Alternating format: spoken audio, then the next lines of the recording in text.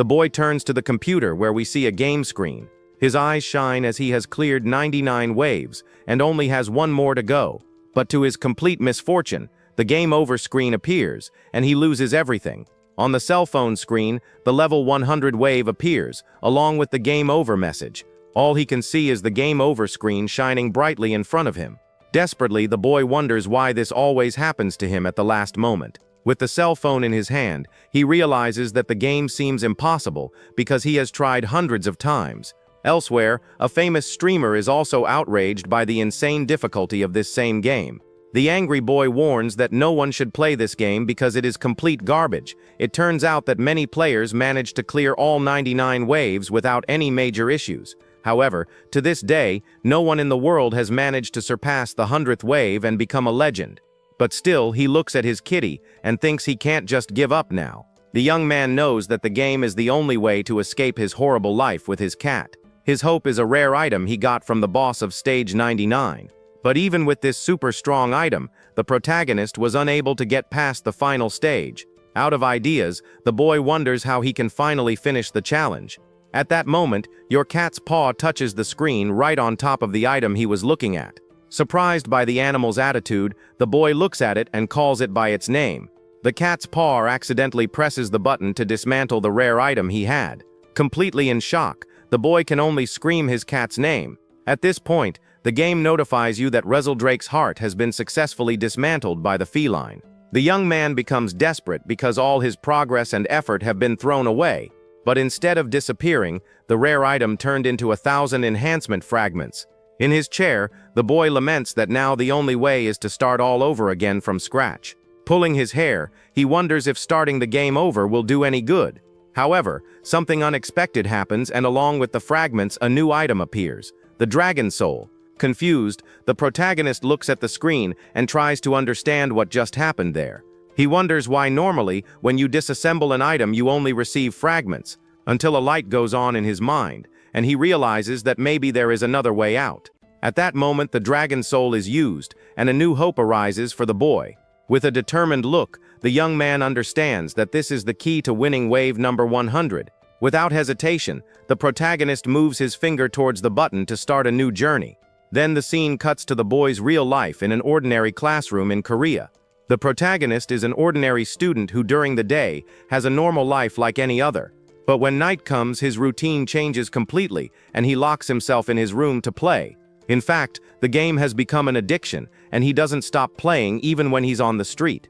So when he gets home, the young man runs straight to the computer and continues his journey. After all, he had already won 99 waves and only had one left to finish the game. But thanks to his cat and the Dragon Soul, he got a new chance to try. At that moment, the boy analyzes his new strategy and believes that this time everything will work out. Full of confidence, the boy starts the last wave, the most difficult of all. With the help of the Dragon Soul, your character now faces a horde of monsters. Desperately, he uses all his skills while hoping that everything will work out. With this, an overwhelming power is released and destroys all enemies on the screen.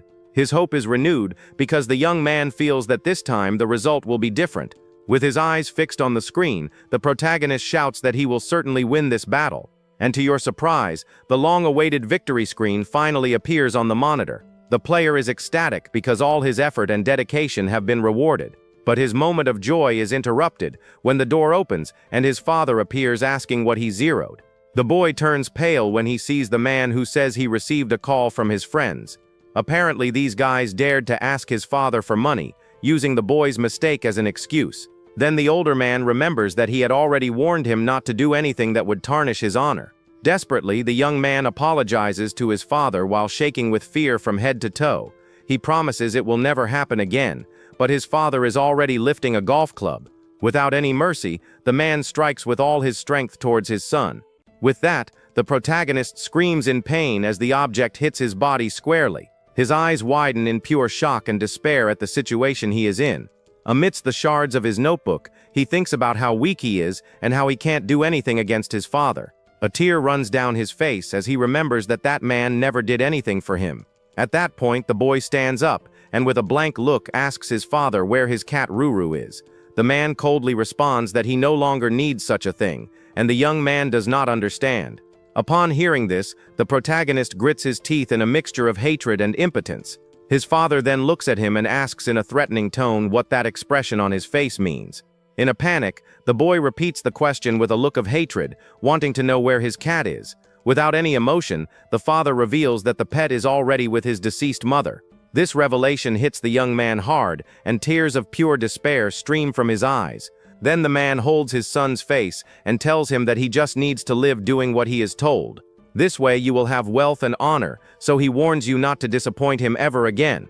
With a disturbing smile, the older man says he believes in the boy's potential. He ends by saying that he trusts him, while the protagonist remains paralyzed by pain.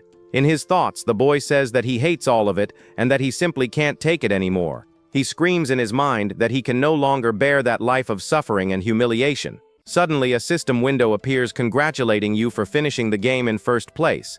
But now it's too late, and the boy thinks there's no reason to keep holding on. Then your destroyed cell phone shines, and a system message invites you to something new. The screen draws you into the world of that game as a bright light bursts through the window. With that, a great beam of light descends from the heavens and reaches a city in another universe. There, two knights look at the light and say that the person who will save them has finally arrived. The boy appears in a great hall, and all the knights bow before him, calling him a hero. The people of that kingdom also celebrate his arrival, saying that finally the savior has appeared. But the boy notices something strange about himself because even with everything he's been through, he can't cry. He realizes that his feelings have been zeroed out, and now he simply can't feel anything. At that moment, a bearded man clears his throat to get the attention of the young man, who remains standing still. Then the king of that place asks him if he really is the legendary knight who will save the kingdom. The boy looks at the monarch's face and recognizes him from somewhere, but doesn't know exactly where. Then he remembers that that man is the same king who appears in the intro of the game he finished. The monarch introduces himself as Balis Jordia III, the young king of the kingdom of Jordia.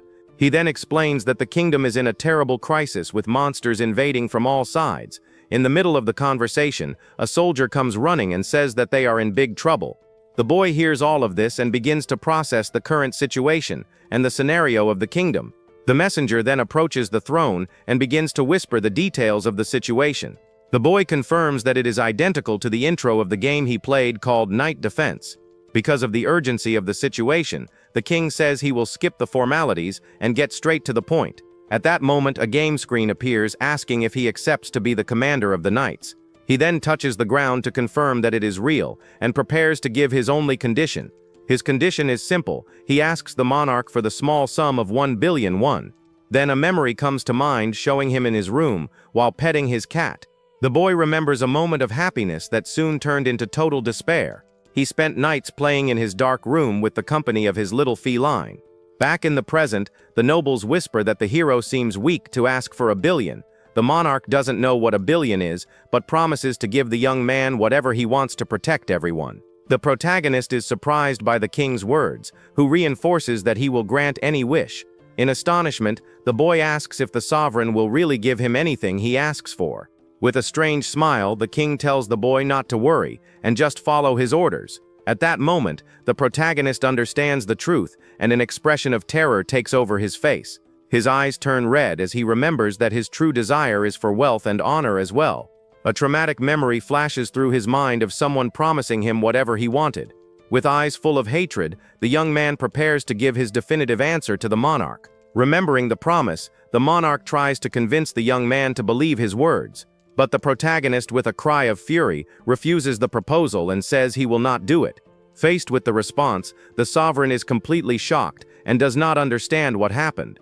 The boy then remembers that wherever he went, everyone used him because he was the son of a congressman.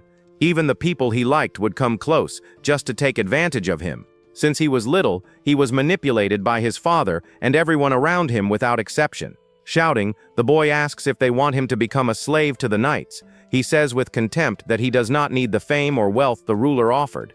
The king just watches in silence as the boy rejects everything he most desires. At that moment, the hero looks at the screen and tells everyone there to go to hell. Without hesitation, his finger moves towards the button to decline the monarch's offer.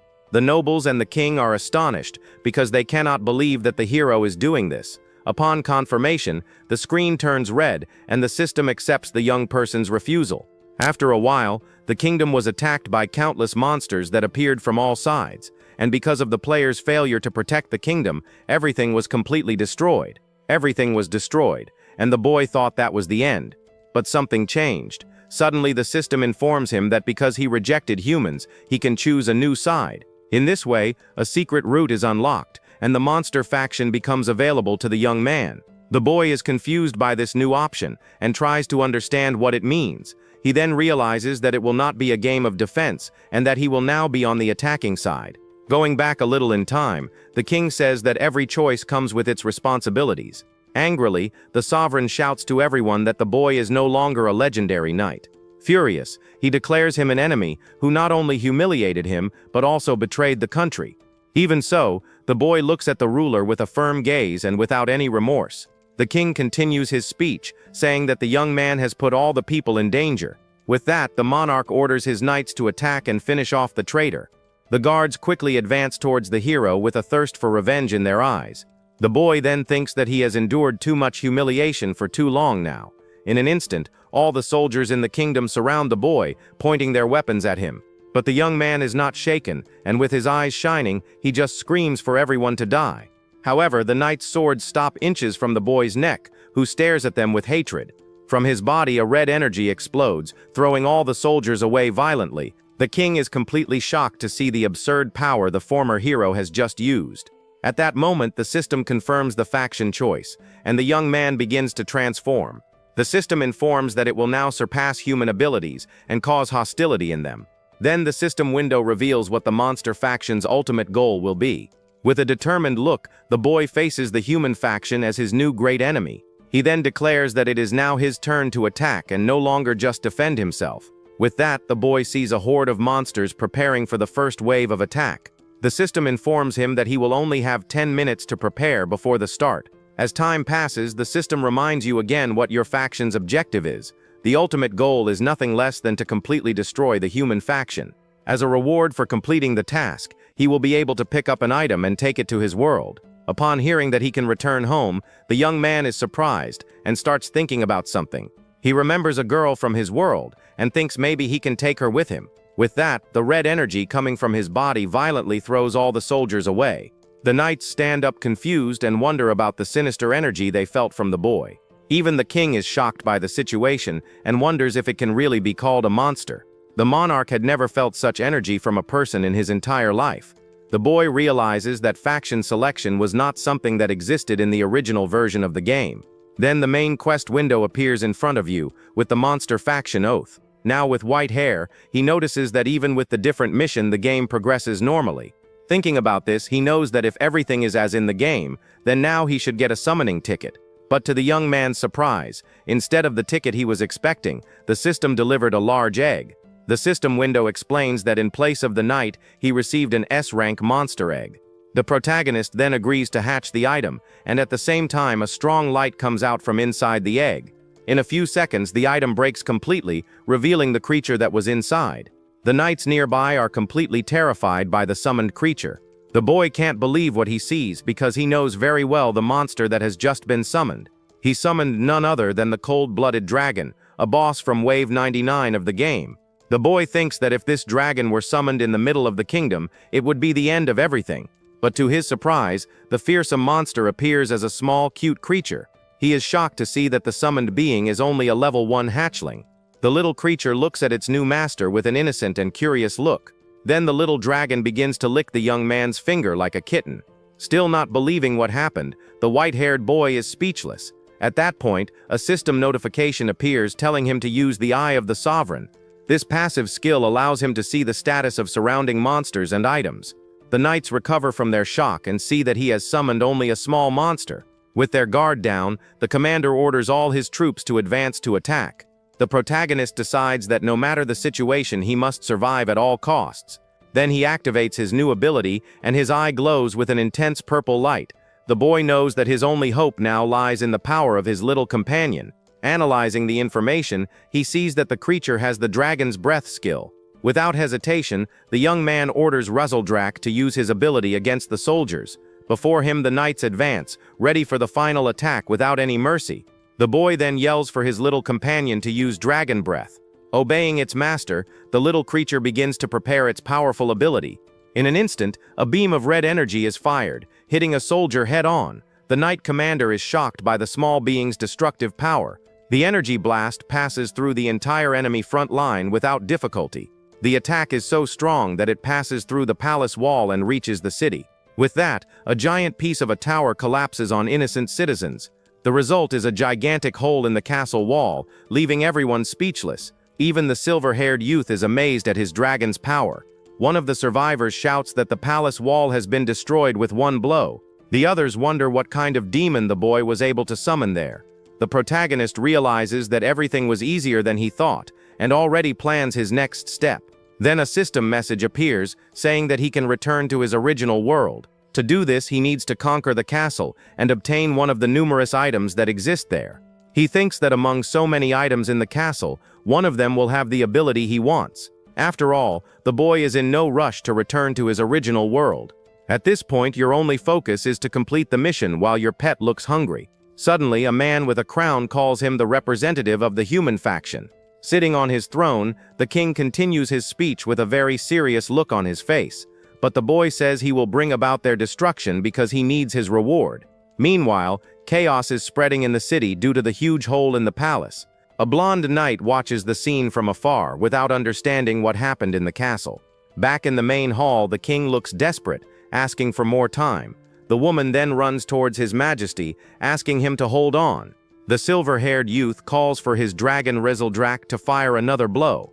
Seeing this, a soldier panics and orders them to form a shield barrier. However, the protagonist knows that it is useless, because the last attack has already gone through everything. He then points forward as his little companion prepares a new power. With a serious expression, the boy's target is revealed to be the king himself. A man in golden armor arrives shouting that he is there to save Her Majesty. The soldiers quickly raise their shields to form a protective barrier around the throne. The silver-haired boy remembers that the previous attack was strong enough to destroy everything. Meanwhile, a huge sphere of black energy begins to form in front of them. Seeing the size of the power, his little dragon despairs and cries out for the king.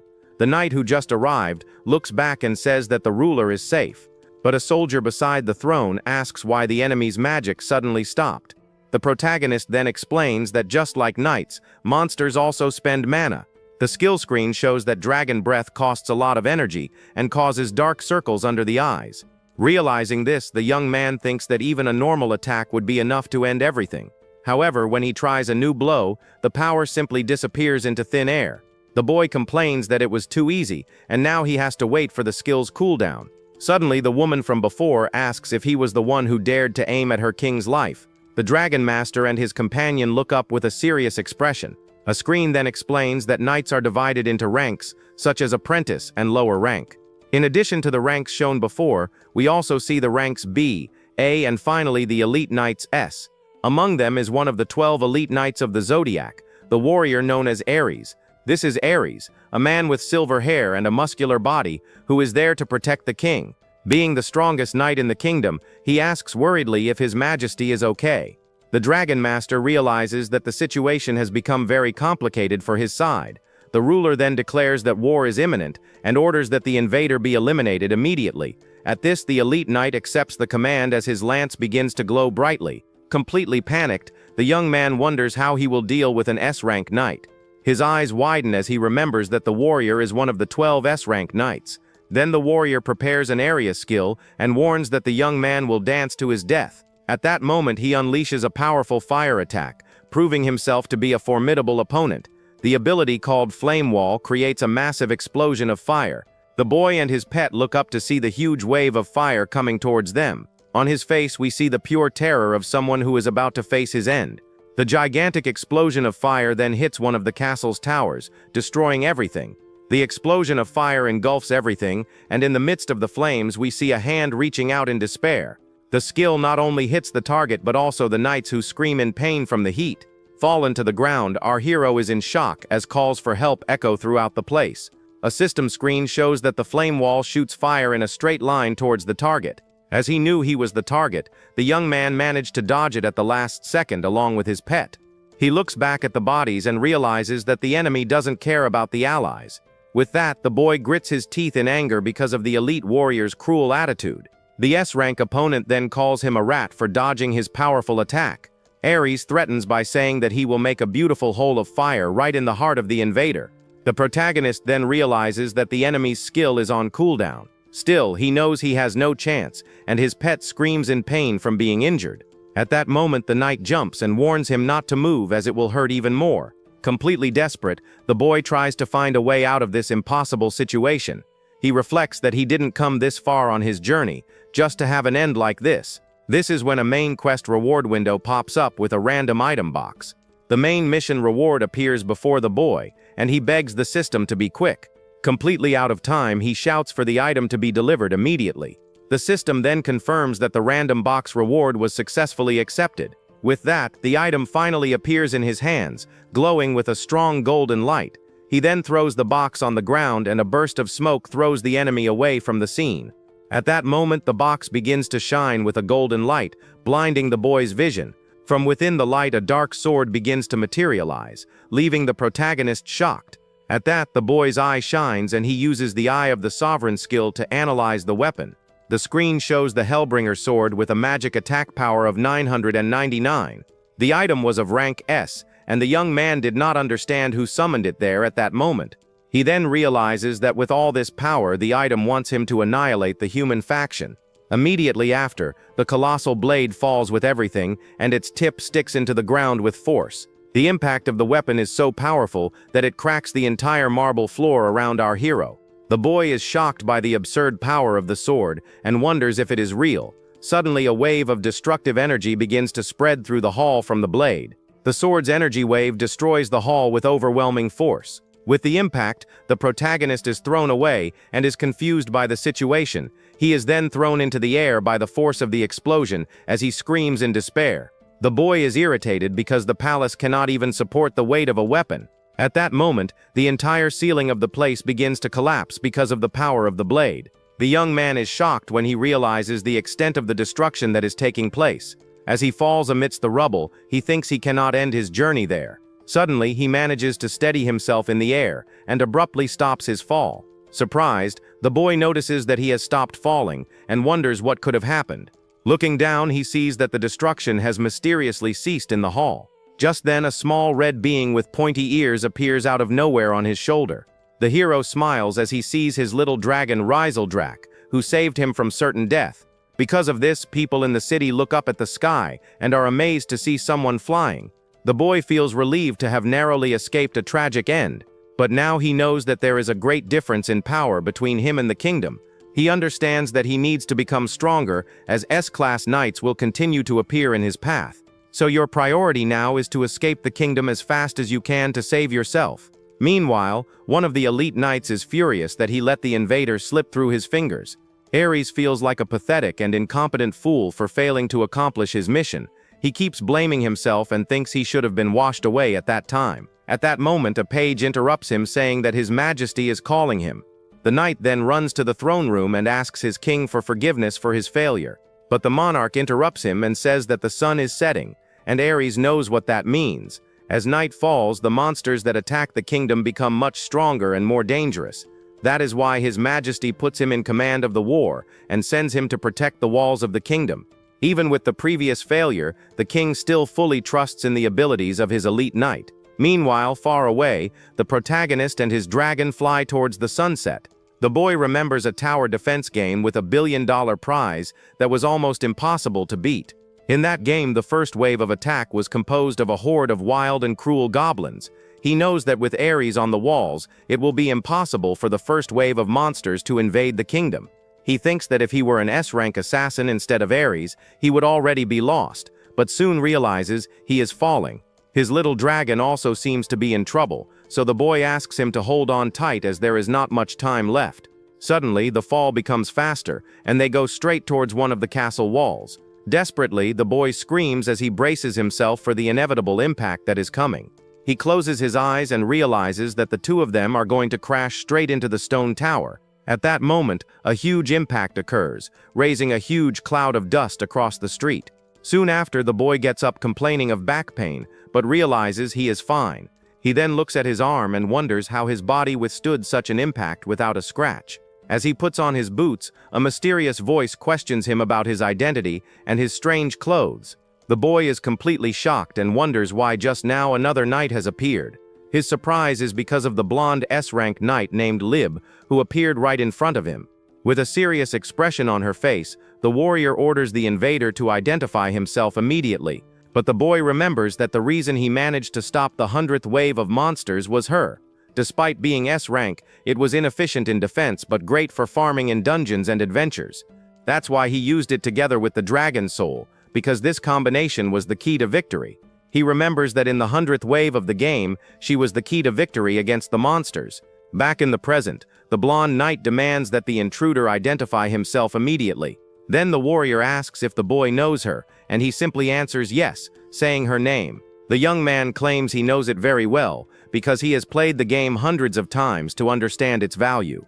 Without understanding, the warrior asks what he means, because she was the key to his strategy. But the protagonist reveals that now the factions have changed, and that's why she has become an obstacle. With a cold look, he concludes that the knight is the first target that needs to be eliminated. At this point, the scene changes to a dark night sky, indicating that something is going to happen.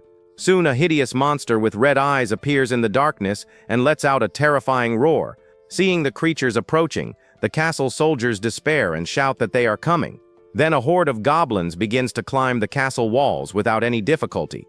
Seeing this, the commander orders the archers to shoot, and a rain of arrows falls on the monsters.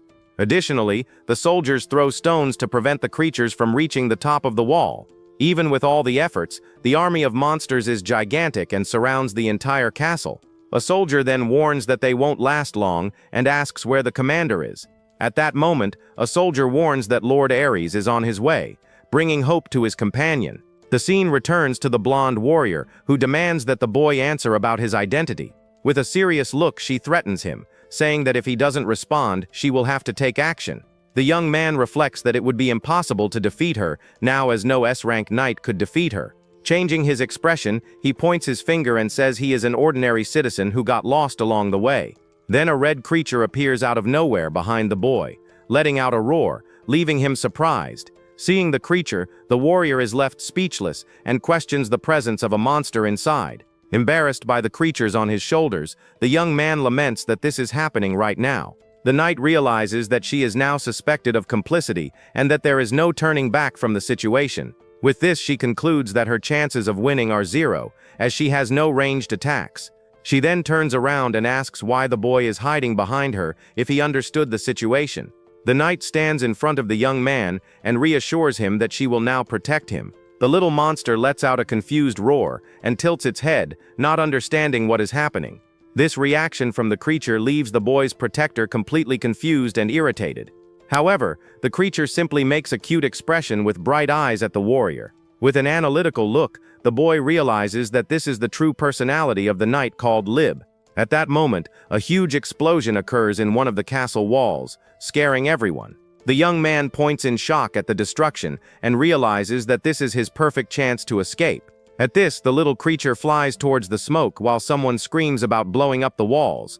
Soon after the smoke clears, the blonde knight wonders where the boy and the monster went. A soldier quickly approaches and, relieved, calls the knight by her full name, Lady Lib. However, the warrior's expression changes, and she looks worriedly towards the main gate. The large wooden gate of the fortress begins to shake violently with loud bangs. On the other side, the soldiers look at the main entrance with expressions of pure terror and fear. The blows continue with more force, and now the wooden gate begins to crack completely. The knight then orders everyone to drop their bows and prepare for hand-to-hand combat. Outside, a horde of green humanoid monsters tries to break down the gate at all costs. Leading the attack is a giant ogre with a spiked club about to deliver the final blow. Seeing the cracks in the gate, the blonde warrior and her soldiers prepare for the inevitable. Even though they were prepared, the guards' expressions couldn't hide the fear they were feeling at that moment. With one last blow, the giant ogre's thorny club completely destroys the wooden gate. With her sword shining brightly, the blonde warrior orders her soldiers to advance into battle. At that moment, one of the red-eyed monsters manages to get through the destroyed entrance and roars in fury. Immediately, the entire horde of green creatures invades the castle courtyard, outnumbering the guards. But suddenly a man with white hair and a red cape appears in the midst of the chaos, and he introduces himself as the commander. The blonde knight is shocked to see the newcomer and then calls him Ares, wondering what he is doing there.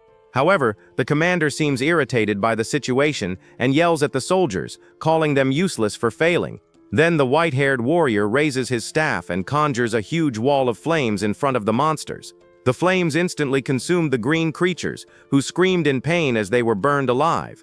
With a sadistic smile on his face, he orders the monsters to dance in the fire until his mood improves. Meanwhile, from a safe place far away, the boy and the little creature watch the tide of battle change. The young man then reveals that in the past, he was the only player capable of single-handedly stopping 100 hordes of monsters. However, things are different now because the monster faction's ultimate goal is to annihilate the human faction. With that, the boy wonders if his mission now is to destroy them all before the 100 hordes reach their end. As he caresses the little creature, he thinks that if he could go back in time, this mission would not be impossible to accomplish. A raindrop falls on the red creature's nose as it looks up. The gray-haired boy holds his little companion and asks him to wait a little. There in the castle, the soldiers shout with joy because they have finally won the battle. However, the blonde knight has a serious look and says that this will be the last time. Far away, the protagonist enters the forest, while a mysterious shadow watches him.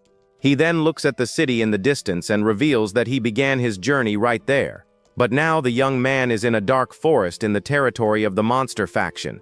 With a serious expression, he realizes that this path did not exist in the original game. The boy remembers restarting the game hundreds of times just to survive the 100 hordes. That's why he knows the kingdom's tactics, but now he's going to start from scratch. Suddenly he stops on a cliff because he remembered something very important. He then lifts the creature and reveals that its name is actually Rizzledrak.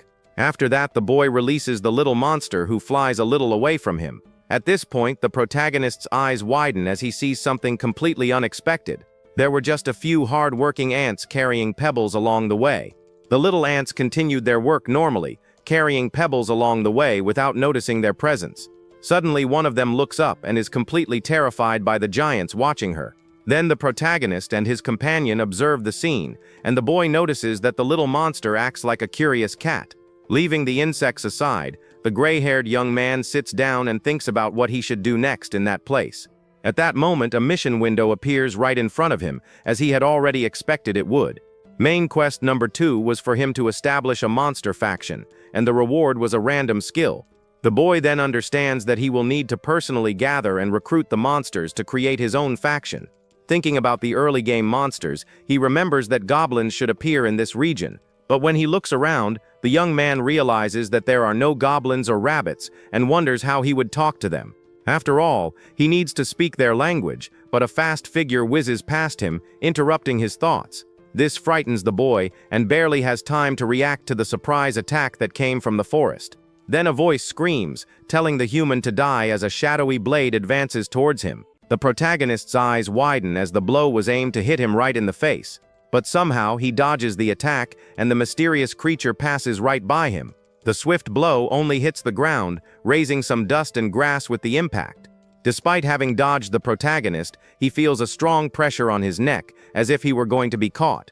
But the blow stops suddenly, and he notices that a female hand has caught the blade before it hits him. With wide eyes, the boy turns his face to see who saved him from that surprise attack. He then comes across long white hair and a female figure that appeared in front of him. The creature was actually a beast girl with animal ears and a tail, which leaves him shocked. The young man remembers the monsters he was looking for and asks if she might be a rabbit. This question makes the girl completely irritated, and her ears move in anger. She screams that she looks more like a fox, but the boy replies that he never said she was cute.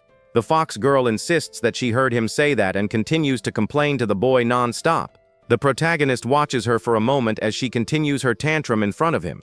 Then he gets an idea and realizes that she is actually an Arctic fox. The girl stops complaining immediately and remains quiet, staring at him with a surprised expression. Suddenly, other girls identical to her appear surrounding the protagonist, who is left confused. One of them approaches and says that he looks human, but has a strange monster smell. The gray-haired young man becomes tense as he is now surrounded by them, not knowing what to do. Suddenly, a system window pops up and informs you that 2 passive skills have been activated. The first is communication with monsters that allows him to understand what they say. The second ability makes him a friendly monster, attracting positive attention from creatures. The gray-haired boy finally understands why he could communicate with the fox girl. At that moment, one of the girls points at him and shouts, aggressively getting his attention. She then asks who the hell he is, while the young man tries to think of a quick answer. The protagonist is confused because his friendly monster ability should be working. But before he could respond, an arrow hits one of the fox girls by surprise. Then 3 men emerge from the forest, and one of them celebrates having hit the target. The young man watches them from afar and wonders if they are some kind of bandit faction. One of the foxes then screams angrily, saying that he knew he was only human. Looking at the injured girl on the ground, he realizes she is trapped. She accuses him of setting it all up and asks why he is going after their race. The boy tries to explain himself by saying that it was all just a big misunderstanding. Meanwhile, one of the bandits approaches and takes the rope from the trap that injured the girl. With that, the bandit pulls the rope of the trap with great force. At that moment, the fox girl is thrown upwards, while screaming furiously. One of the bandits screams with an expression of pure evil on his face. The rope then breaks, and the young fox begins to plummet towards the ground. Observing everything from afar, the protagonist is shocked by the situation. Taking advantage of the fall, the muscular man lands a powerful punch on the girl's face. With an evil smile, he seems satisfied that he hit the young woman squarely. His look shows that he will not have mercy on anyone there. But to the man's surprise, the girl manages to hold his wrist with one hand. Without wasting time, she lands a powerful kick right in the middle of the brute's chest. The force of the blow is so great that the man is shocked by the situation. With the force of the kick, the big guy is thrown far away. His companions observe the scene, and one of them is shocked by what he has just seen. Even the protagonist is impressed as she knocked the man down with a single kick. Then one of the henchmen insults her by calling her a filthy mutt. The thug then insults her and then kicks her, while she is lying on the ground. From a distance, the protagonist observes everything and feels that something in that scene is not right. The fox girl endures the pain, feeling humiliated at being hunted. With his fist clenched, the boy wonders why he is getting so angry about this. Suddenly, a guy with a ponytail approaches him and asks if he's okay. The newcomer says that it could have ended much worse. He then asks what the gray-haired young man was doing there alone. At this point, the other henchman wonders if the girl is still out of her mind. Irritated by her grumbling, the man raises a club ready to attack. Seeing this, the protagonist looks furious, ready to interrupt them. But the man with the ponytail holds him back and tells him she will die if they continue. The bandit then calms down and apologizes to his group for getting upset. The protagonist sighs in relief, while the other says that his people are kind of intense. However, the guy shows an evil smile and asks if he was talking to the monster. In an instant, the man pulls out a knife and points it at the boy, who is stunned.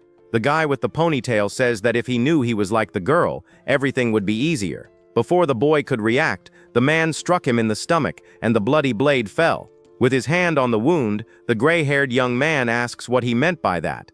Upon seeing the scene, the fox girl is shocked and doesn't understand what is happening. Suddenly, the protagonist feels his entire body burning from the inside out. Then the man tells him to relax, as he had avoided the vital points on purpose. He goes on to say that the poison on the blade will finish the young man off in 12 hours. Then the bandit shows a vial, saying it is the antidote, and that he will only give it to him if he helps. Meanwhile, one of the henchmen grabs the girl's head very tightly. The group leader asks her where her tribe lives. Even though she is being held, the girl remains silent as they talk about the fox den. Wounded, our hero is surprised to hear about this place. Hidden among the trees, a small red creature observes the whole situation. In great pain, the gray-haired boy asks what this fox den might be. The man explains that it is a village of beastmen, and that if he helps find it, he will live. The gray-haired young man then understands what the villain wants, but wonders why the village. Meanwhile, the fox girl knows that taking them there will put everyone in danger. Determined, she opens her mouth and tries to bite her tongue so as not to reveal anything. Seeing the scene, our hero is shocked by the girl's desperate attempt. But the henchman reacts quickly and stops her from biting her tongue and ends up being bitten. At that moment, the boy understands that she was trying to sacrifice herself to protect the village. Even though she was injured, the girl stared at her attacker with hatred, as he called her a wild beast. Then the leader of the group says that all the beastmen they catch end up dying within a day. Approaching the fox girl, the leader of the bandits decides to extract the information himself. He holds her tightly, and she screams in pain at the man's sudden grip. He comments on how beastmen don't value their own lives to protect others. The bandit tells his henchmen to stay behind, as there may be others nearby. Turning to the boy, the villain says he wants to make a deal, and the hero notices his attitude change. Just then, one of the henchmen sees the red creature in the air, and wonders when it appeared there. With eyes glowing red, the small creature looks ready to attack the group of bandits. One of the henchmen then yells at his boss to be careful while the girl tries to warn him to swerve. But our hero knows it's already too late for the villain to react in time. Then the little creature uses its dragon breath to attack the bandits. With that, a ray of energy hits the leader's neck, who begs for his life. The small creature floats in the air after its quick and accurate attack on the enemy. Seeing the scene, the protagonist is shocked and ends up spitting out some blood. The other two henchmen look at what happened, completely terrified. Meanwhile, the little red animal screams furiously at the remaining bandits. The gray-haired boy realizes that the skill's cooldown hasn't ended yet. Immediately, the creature launches another attack that explodes on the ground near the villains. They notice that the grass has melted, and that this wasn't even a full-force attack. Out of fear, one of the henchmen grabs his gun and laments that he hasn't even gotten married yet. The other bandit gets angry and calls the creature a fly as he prepares to attack. Seeing that, our hero is left wide-eyed, not knowing what to do, but the little animal easily dodges the blow of the henchman, who brushes past him. The small red creature falls to the ground completely knocked out after the blow. With that, the bandit becomes furious and curses the animal for almost hitting his head. His partner suggests they capture the little monster, as it could be worth a lot of money, but our hero looks down and says in a cold voice that he doesn't need that. Then the leader of the villains orders his henchmen to watch the boy and the girl. He says he will take care of the creature himself, as he prepares to finish it off. Seeing that, the protagonist wonders if he can survive just by being able to talk to monsters. In this, he remembers a time in the past when he was bullied by a group of people. The boy remembers how he always had to survive in a pathetic way, and how someone in his life told him he was completely useless. Even knowing what would happen, he continued to follow that path. Back in the present, the young man decides he doesn't want to regret losing anything else. At that exact moment, the villain raises his club to crush the little creature. The white-haired girl looks back and sees the protagonist with a scared expression. With a determined face, the hero reflects that the truly useless one there is not him.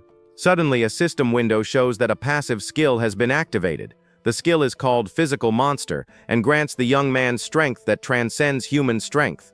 Then the antagonist completes the boy's thought by saying that he is the truly useless one. But in the blink of an eye, the hero jumps towards the bandit with absurd strength. The villain throws a potion on the ground, but our protagonist crushes it with his fist. With that, the white-haired girl is shocked to witness the boy's power. The leader's henchmen also don't believe what they are seeing, and are very scared. The protagonist lands a punch so hard that the enemy's face is completely deformed. After the blow, the young man remains standing amidst the dust that rose up at the scene. Seeing the scene, the other bandits panic and run far away from there. Then the girl remembers that he was dying because of a poisoned blade, so she wonders how he's moving like that with so much power. Our hero ignores everything and kneels on the ground to pick up the small, injured creature. He holds the little monster, who wonders why the boy came to save him, even though he was injured. The red creature then rubs itself against his chest as a way of thanking him. Looking at the little monster, the young man remembers a friend who made him smile. He remembers a kitten that was always by his side, giving him strength. At that time, the protagonist was very lonely, and his only friend was the little feline. Back in the present, the little creature decides that he will protect him from all harm. Then the boy smiles and swears to the little monster that he will protect him no matter the cost. In an instant of silent fury, a single thought fills the young man's mind, directed toward an unknown enemy. He is kneeling on the ground in front of a group of thugs who threaten him about their boss, warning him that everyone will die if he finds out. The boy raises his gaze with a thread of blood on his lip and eyes burning in a cold challenge. Despite having everything against him, his intense gaze unsettles the aggressors, and their tough attitude quickly crumbles, turning into fear and confusion. After one last threat through stammering, they turn around and leave, leaving the young man alone with a small winged creature. The little red creature lets out an adorable roar, puffing its chest with pride once the enemies have gone. As the young man struggles to stand, a dark aura envelops him, showing the immense power he just used. But suddenly, his strength abandons him and he collapses. Nearby, a white-haired woman with fox ears watches the scene. She observes with a surprised expression, as she did not expect the young man to collapse so suddenly after that display of power. Now unconscious, he is surrounded by 3 of the little red creatures who gently push him, trying to wake him. Lying on the ground, he begins to lose consciousness, wondering if this is how his journey ends. His last thoughts are filled with worry about what will happen if he dies there, while a restless creature watches him. As everything fades into darkness, a memory of his mother appears in his mind. He remembers himself as a child, sitting helplessly beside his mother's hospital bed, keeping vigil over her, shrinking from grief and anger. The child thinks about the person responsible for her condition. At the end of his memory, the young man recalls his rage, thinking that the person responsible never appeared. Suddenly, his eyes open wide as consciousness slowly returns to him. He finds himself in a dark and unknown place inside a cave and wonders where he is. A white-haired girl with fox ears holds him and tells him that he should not move yet. She takes him out of the dark cave with a torch while he wonders why she saved him. Upon leaving the cave, a voice shouts that Rhea has returned and announces that she brings with her a human. A crowd of people with rabbit ears gathers, commenting that he looks like a human. 2 girls from the tribe feel that something in him is strange, but one of them admits that for some reason she likes him. Inside a hut, the young man rests while the tribe watches him, wondering when he will wake up.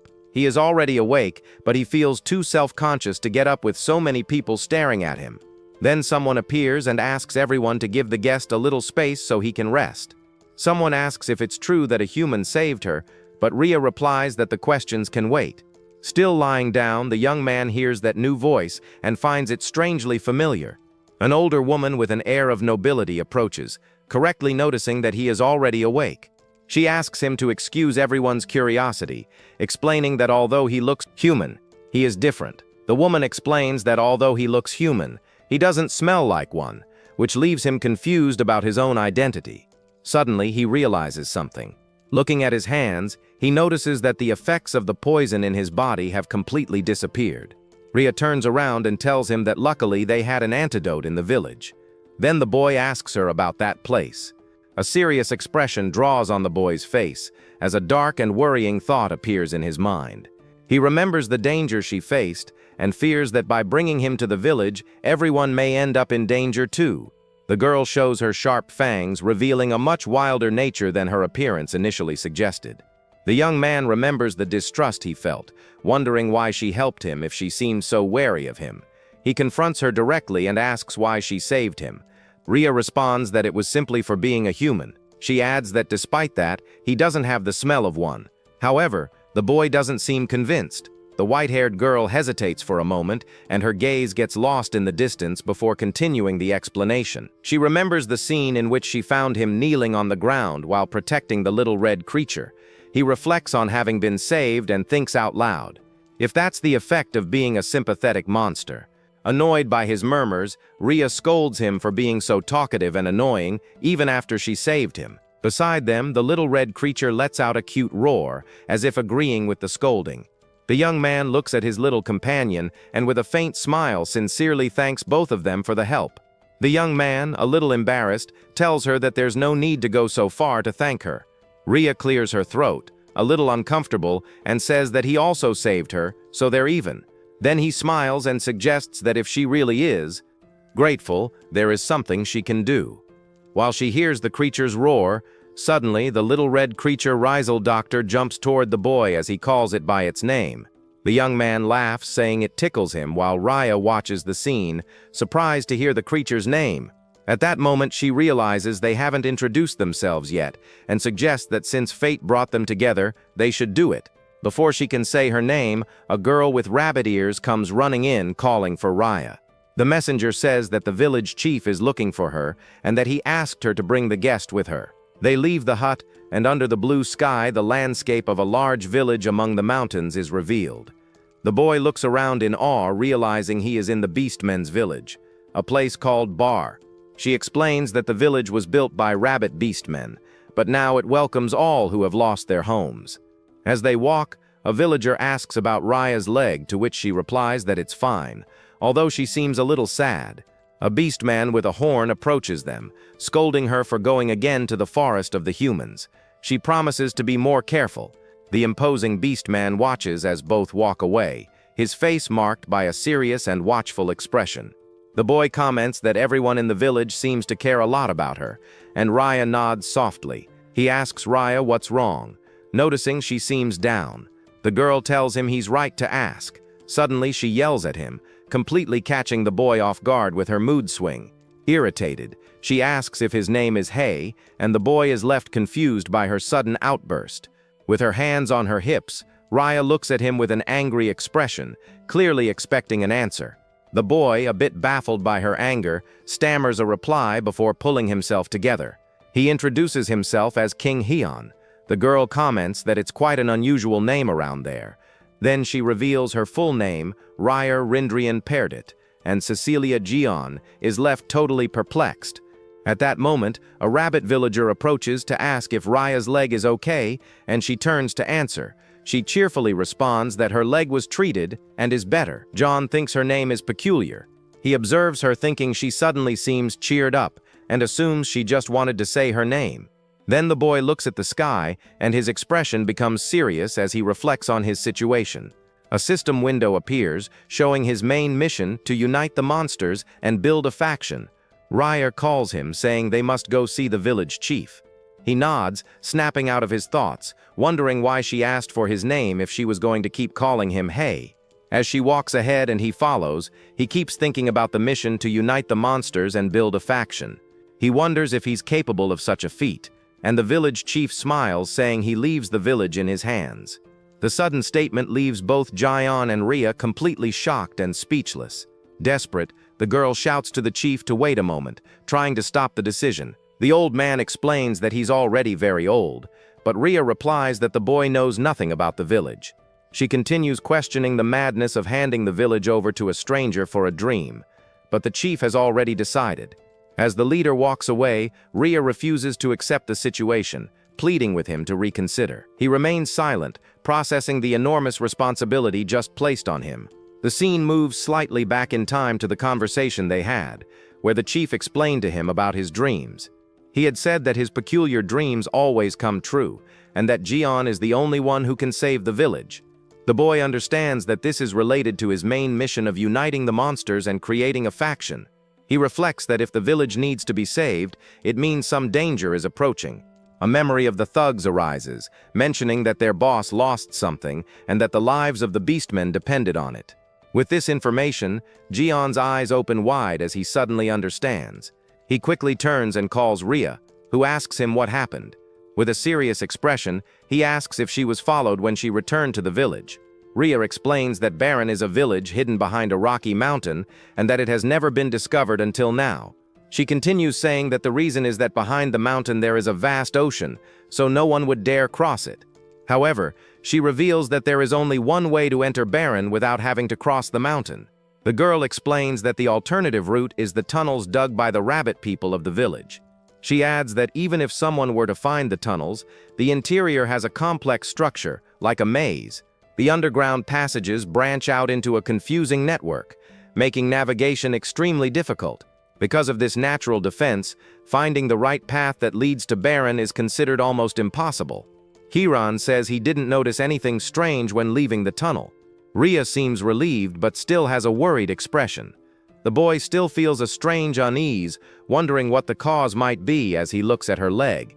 Nearby, a small stain of fresh blood dirties the rocky ground, going unnoticed by them. Hidden, a sinister figure with a wicked smile touches the cave wall, letting out a low and threatening laugh.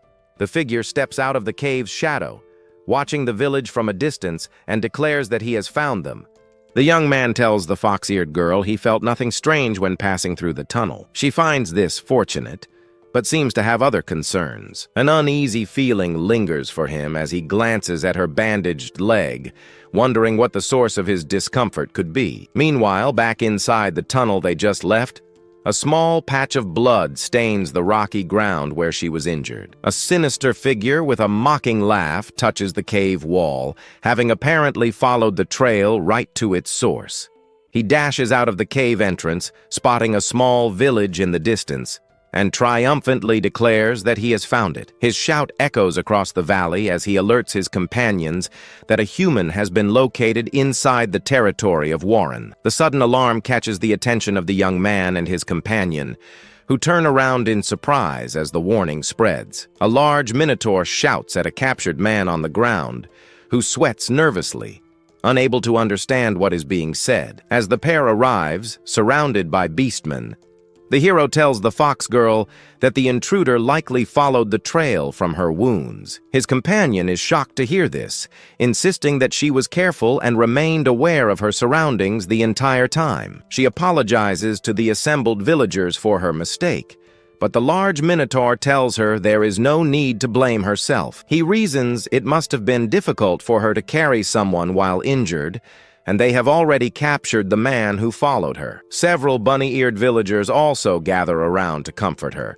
reassuring her that it is not her fault. The young man suddenly has a realization.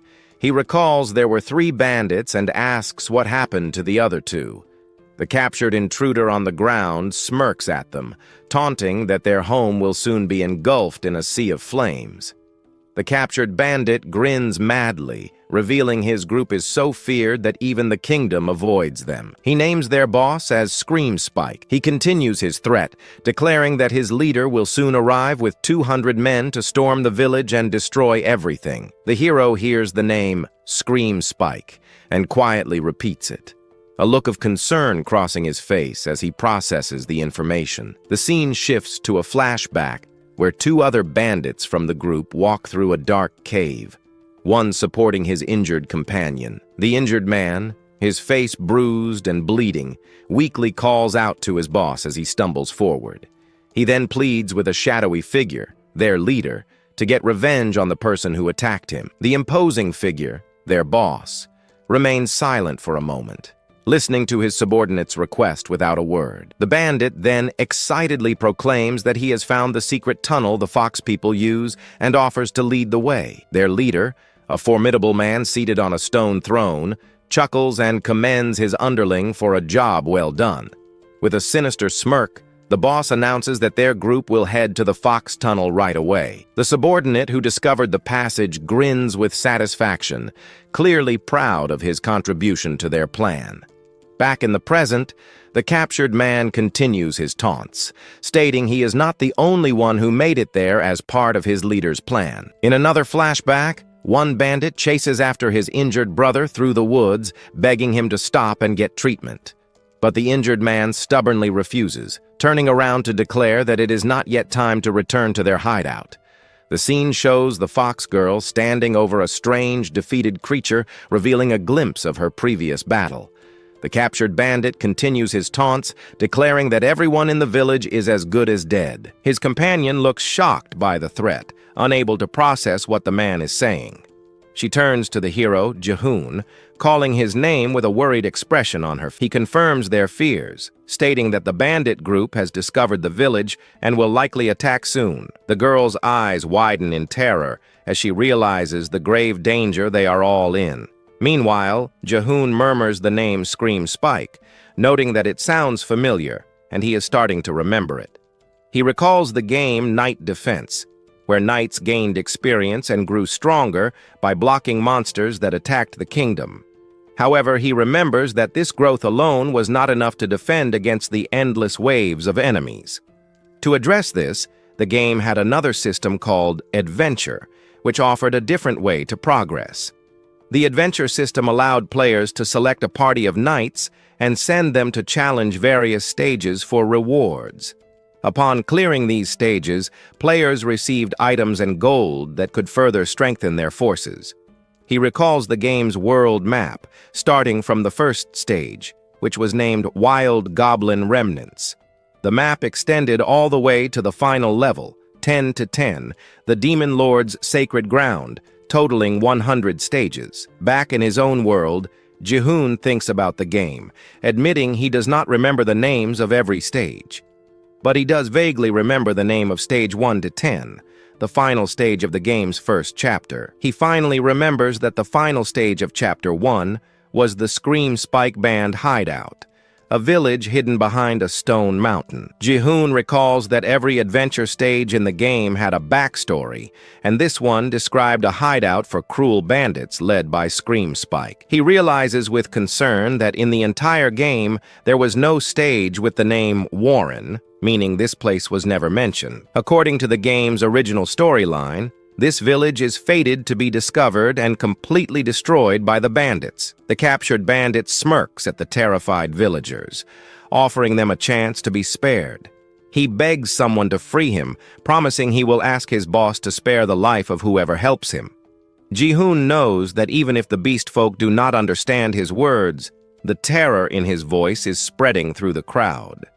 The villagers look around nervously, feeling that something is terribly wrong as fear begins to take hold.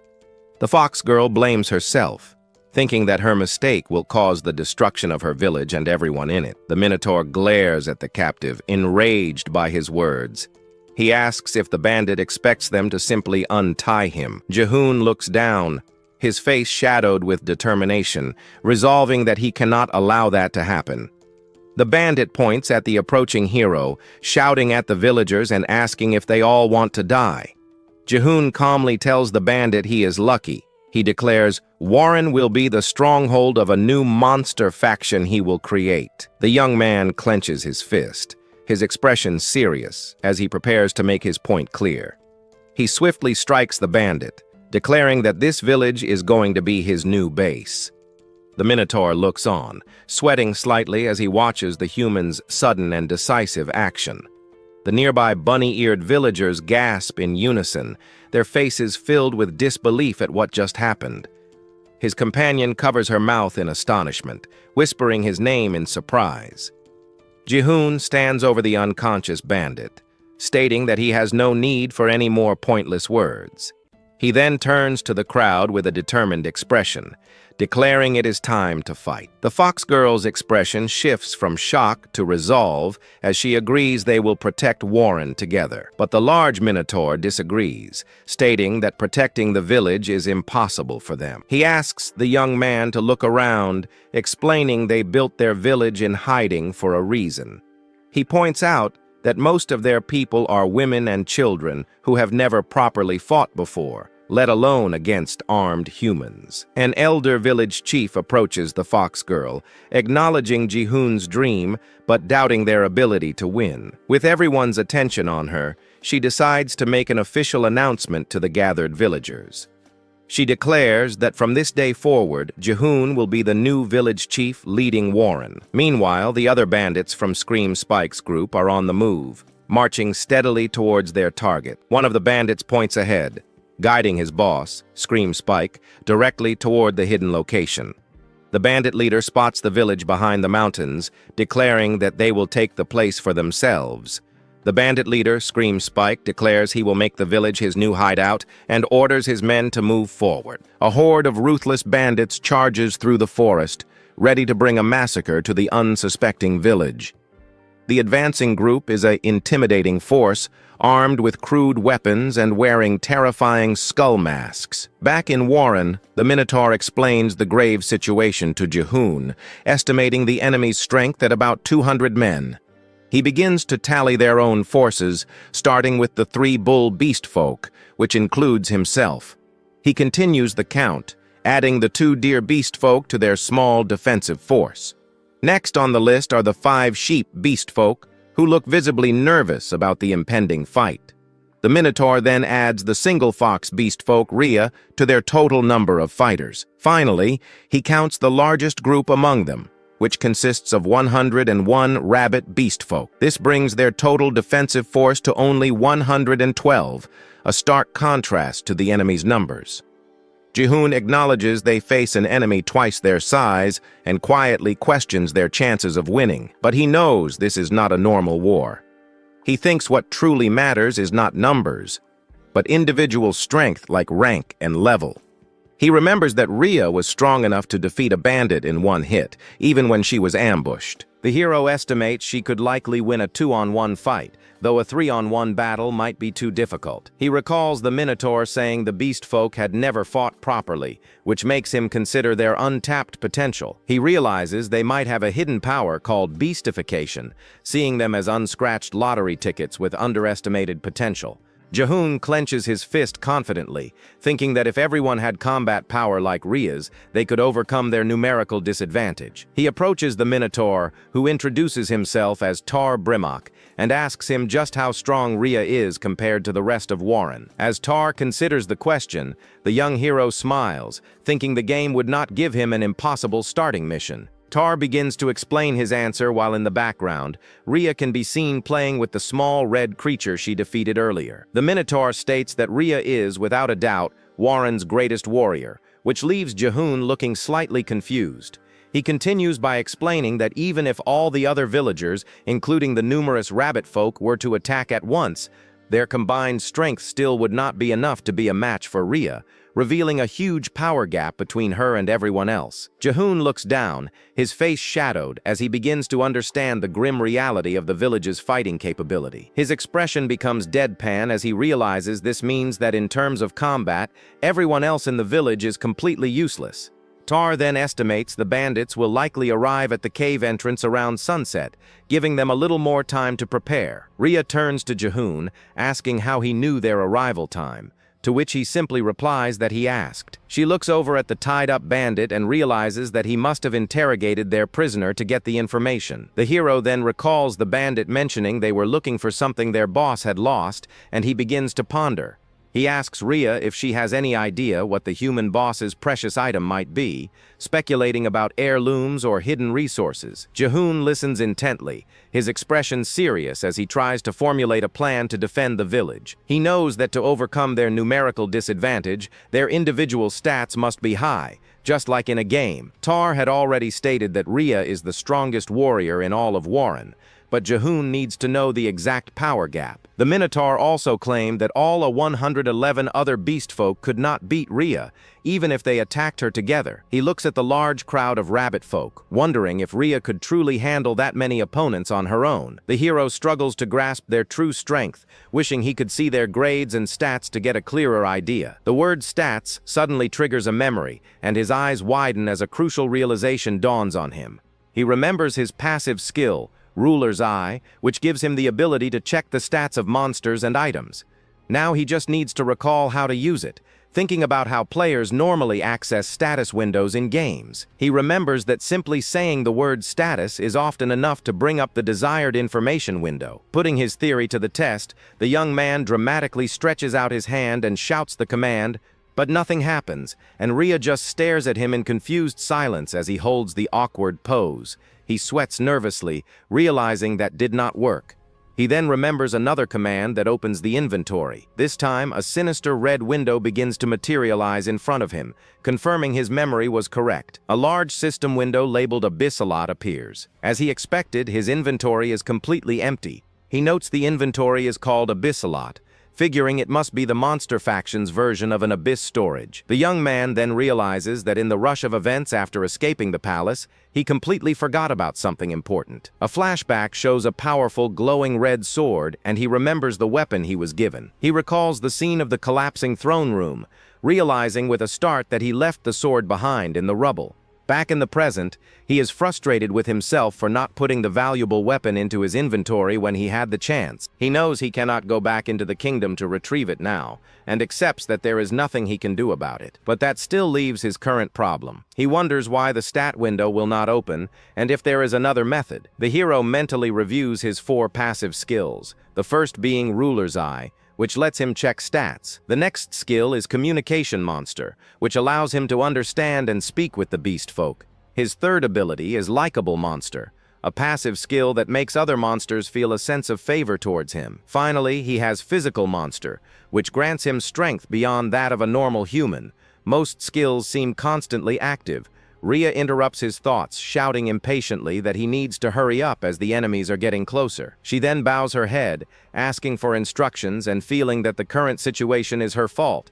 His companion tells him she wants to protect Warren and all of the villagers, looking to him for a plan. Jahoon looks at her seriously, agreeing that time is urgent and they need to act now. He decides there is no need to obsess over opening a window. His eye glows as he realizes how to check their stats. His ruler's eye skill activates, automatically designating his companion Rhea as the target for a stat check. A large red data window materializes between them, causing Rhea to look on in confusion as Jahoon starts to understand. He reasons the inventory is a system function for his own items, so it opened just by thinking about it. However, Ruler's Eye is a skill used to check the stats of others. He realizes the method was simple all along. To use the skill, he just needs to designate a target and focus on checking their stats, which is why it is named Ruler's Eye. Looking at the data, he sees that Rhea is a B-rank warrior at level 5, her full name being Rhea Lindrian Pernati Celiard. Jahoon is surprised. B-rank is the same grade as a middle-class knight in the game, a much higher level than he thought. Her stats show she is a water attribute melee type focused on attack power. Her hidden skill is indeed beastification. Rhea tries to talk to him about his new burden as village chief, but she notices he seems distracted and asks if he is listening.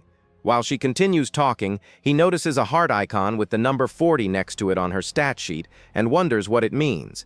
As she pledges to do her best to help him, his finger seems to move on its own, pressing down on the heart icon. The number suddenly drops from 40 to 35, and he wonders why the value went down. He then realizes his finger is not on a screen. He is actually poking a very angry Rhea right on the nose. She fumes, questioning his fitness as chief. The young man nervously insists that he did not do it on purpose. Still enraged, Rhea lashes out, screaming that she cannot accept his behavior. She swings her hand with a powerful swipe, a sharp sound echoing through the air as she vents her frustration. Ignoring his new title as chief, she fumes while the young man turns to the Minotaur and calmly gives an order. With fresh scratch marks on his face, Jahoon nervously assures everyone he is fine after the outburst.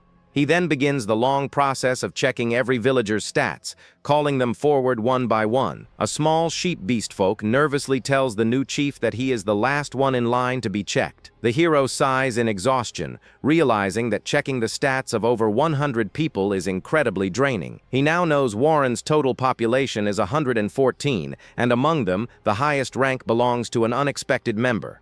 Jahoon uses his ruler's eye on the small, sleeping red creature, identifying it as Rizzledrake. The creature is an S-rank monster, but its stats are focused entirely on magic attack and magic defense. Its special skill, Dragon Breath, is extremely powerful but consumes all of its MP in a single shot.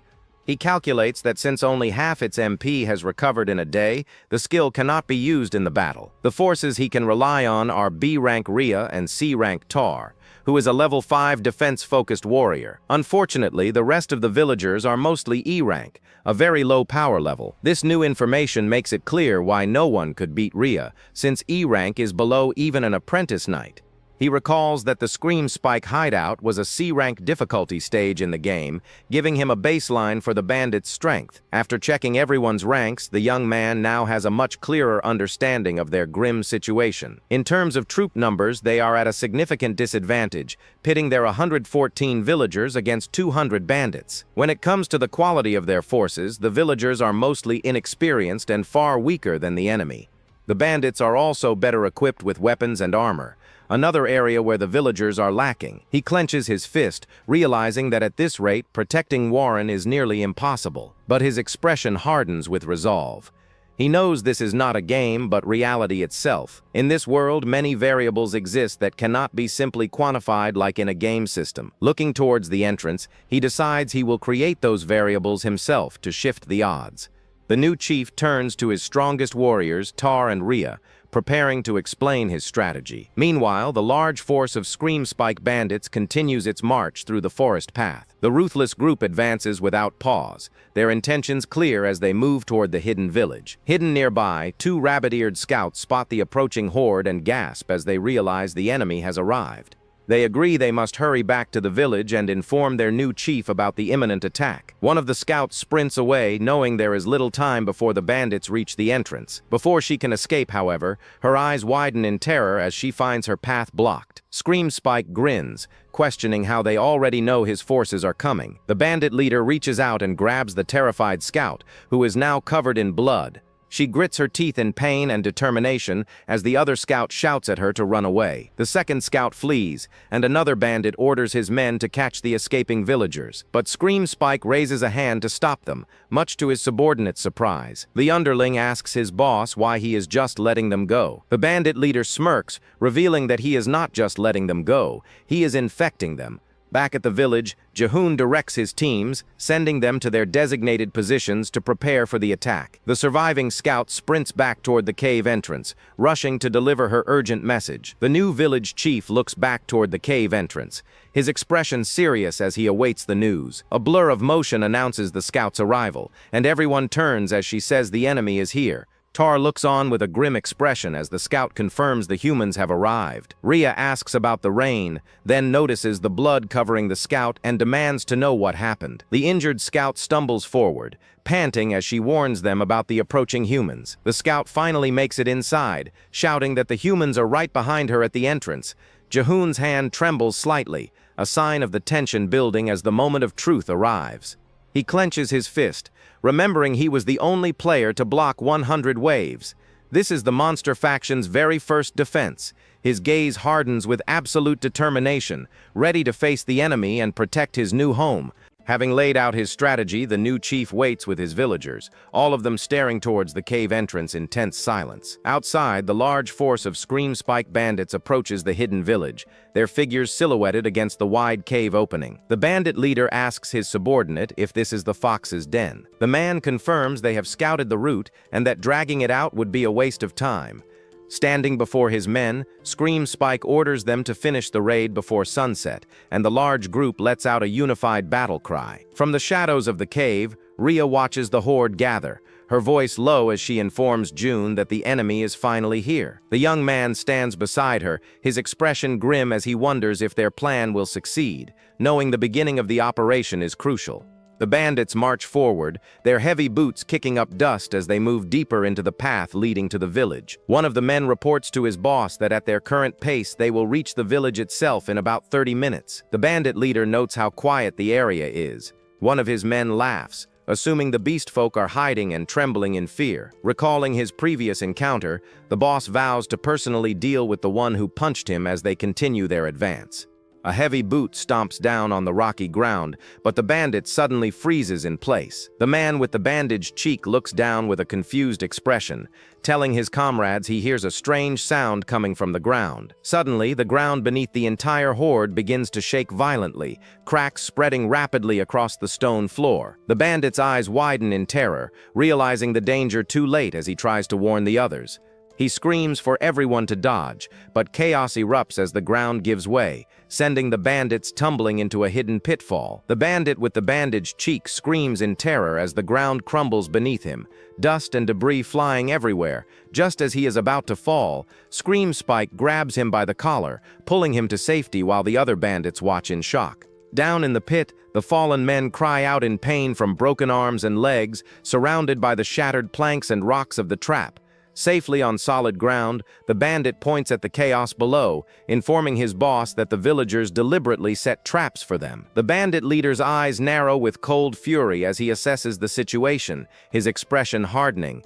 June's plan was simple but effective, a classic pitfall made by digging a deep hole and covering it with weak planks, dirt, and rocks. A diagram shows the design, where a central pillar supports the planks, ready to give way under a significant amount of weight. As soon as enough bandits stepped onto the covered area, the support pillar collapsed, sending them all falling into the pit. The man with the bandaged cheek tells his comrade that there were no traps like this when they scouted the area the day before. The remaining bandits look ahead nervously, realizing that the path forward could be filled with more hidden dangers. One of them steps forward to caution his boss, warning that moving recklessly would be too dangerous with more traps possibly ahead. But Scream Spike furiously calls them idiots, shocking his subordinates into silence with his sudden outburst. Ignoring their warnings, the leader reaches into the pit and lifts a massive boulder with a single hand, showing his incredible strength. He effortlessly tosses the huge rock aside, clearing a path and demonstrating that such simple traps are meaningless to him. As the boulder crashes down, he scoffs at the very idea of traps, wondering how the villagers could have possibly known where to place them. Spike reasons that since the cave was artificially dug into a stony mountain, the original floor was solid rock. He explains that even with pits covered by wood, dirt, and rocks, the difference in the ground's appearance can be spotted if one looks closely. His subordinates look on as the bandit with the bandaged cheek realizes what his boss means. The leader points out that the areas with more gravel are where the traps are hidden, scoffing at the villagers' primitive tricks. He smirks, thinking that while carnivores might be fooled, these traps only prove the weakness of the herbivore demi-humans. The bandit chief orders some men to stay and rescue the fallen, while the rest advance cautiously. Now aware of how to spot the traps, watching from a hidden alcove, Rhea grows worried, telling June that the bandits have figured out their traps and will soon break through. But the young chief smirks, confirming that everything is going just as planned, leaving his companion utterly confused. He explains that digging through solid rock would have taken the villagers far too long. Even with their enhanced strength, perfectly concealing the holes was impossible in such a short time. So he knew the rushed traps would only work once. The strategist reveals that there are only 2 deep pit traps. The rest of them are all fakes. The bandits now move slowly, carefully avoiding the gravel patches, buying time for the next phase of the chief's plan. June tells Rhea that by making the bandits wary, their march speed has been cut by more than half, and it's time to move to their next position. As they leave, the scene shifts to the cliff face high above the cave entrance, where all seems quiet. Suddenly, large cracks spread across the rock wall. As the bandits cautiously advance, a sudden voice echoes through the cavern, startling the men. The voice instructs them that at the fork ahead, they should take the right path to reach their destination. The bandit leader stops, his expression growing suspicious as he questions the existence of a fork in the road. Soon they arrive not at a fork, but at a dead end with 3 separate tunnels, leaving the bandits confused by the false directions. The men begin to argue, unable to agree on the correct path, with some recalling weeds on the left and others insisting it was the right. Spike declares that such flimsy traps and illusions are not enough to stop them from advancing. A slight smirk appears on his face as he realizes the purpose of the cave's layout was simply to buy time. He deduces the villagers must be preparing something, and they cannot afford to give them any more time. The leader decides to split his forces into 3 groups to advance quickly, starting with assigning the left tunnel. He orders his brother, a man named Crane, to take his group down the leftmost path. The middle tunnel is assigned to a large, muscular man named Dump and his team. The bandit chief announces he will take the right path himself, and the 3 groups proceed into the darkness. However, Crane's group is quickly submerged in water as their path leads them into an unexpected flood. They soon discover their path is blocked by a rock slide, forcing the frustrated bandits to turn back. Meanwhile, in the middle tunnel, one of Dump's men shouts that he sees light ahead, signaling they've found an exit. Confident they have found the exit, Dump hoists his massive hammer and orders his men to prepare for the coming battle. At the same time, a subordinate in Spike's group points ahead, excitedly informing his boss that they too have found the cave's exit. The bandit leader smirks, pleased to think his path was the correct one, and mocking the poor luck of the other groups. Facing his men, he orders them to show no mercy, commanding them to kill every villager they find without hesitation. With a unified roar, Dump's group charges out of the tunnel, ready to begin their assault on the village. Spike's men also rush forward, their weapons raised as they surge out of the darkness and into the light. But as they emerge, the bandit chief freezes, his smug expression replaced with one of shock and utter confusion. His group finds themselves standing at the edge of a forest, realizing they have been led completely astray from their target. It becomes clear that both tunnels were decoys, leading the 2 groups out of the mountain far from the hidden village. However, from their position, Dump's group spots the village in the distance. He shouts for his men to hold their position. He immediately orders one of his men to return to the fork and inform the boss and vice-boss that they have located the village. Before the scout can depart, another bandit points towards a nearby tree, telling his brother to look at what he has found. To their shock, they see their captured comrade, the man they called Cargo, tied securely to a tree and gagged. As his men look on, Dump realizes they have walked into yet another trap and curses the monster villagers. He rushes to his captive comrade's side, but the gagged man frantically tries to warn him about the boss and vice-boss. Looking at his captive comrade, Dump wonders why their forces have been reduced to so few men. Meanwhile, the scout he dispatched is rushing back through the dark cave, trying to deliver his urgent message. He suddenly stops in his tracks, looking up in shock as a weapon swings down at him from the shadows. A cloud of dust erupts as Rhea lands a powerful blow, with the young chief watching from just behind her. The scout lies defeated in a crater. His mission failed. June knows they cannot reveal their full plan just yet. He and Rhea stand together, their expressions firm, knowing this numerical advantage was hard-won. Their plan involved using fake traps to buy time, while altering the terrain to confuse the invaders. These crude deceptions were designed to make the enemy underestimate them and ultimately split their forces. The captured bandit frantically tries to explain to Dump that splitting their forces against only 60 villagers was a grave error. Dump looks out with dawning horror, realizing they are not the attackers but are the ones who have been completely surrounded. Rabbit folk emerge from the surrounding forest, revealing the bandits are now outnumbered nearly 2-to-1. At that moment, June and Rhea step out from a hidden cave entrance, ready to join the fray. The new chief looks over the battlefield, his expression hardened as he prepares to give the final order. He yells for all units to charge, and the villagers surge forward to overwhelm the cornered bandits. With a confident smirk, the young man declares that his real strategy is only just beginning. Enraged and cornered, Dump roars for his men to kill them all, leading the charge with his hammer raised. The large bandit barrels towards a single small rabbit warrior, determined to crush the opposition head-on. He swings his massive weapon down with overwhelming force, aiming to obliterate the tiny villager in a single blow. But at that exact moment, the new chief shouts his command, ordering all units to undergo their beast transformation. Dump's hammer slams into the ground, but the rabbit folk vanishes in a puff of smoke, leaving the bandit striking empty air. The commander stares in shock at where the warrior stood, wondering how all the villagers suddenly disappeared. The chief had anticipated this, recalling that when beast folk transform, they naturally produce a large amount of smoke. During his planning, he realized that by utilizing this effect during battle, they could create a tactical smoke screen. The battlefield is now shrouded in thick smoke, leaving the bandits disoriented and unable to see their opponents.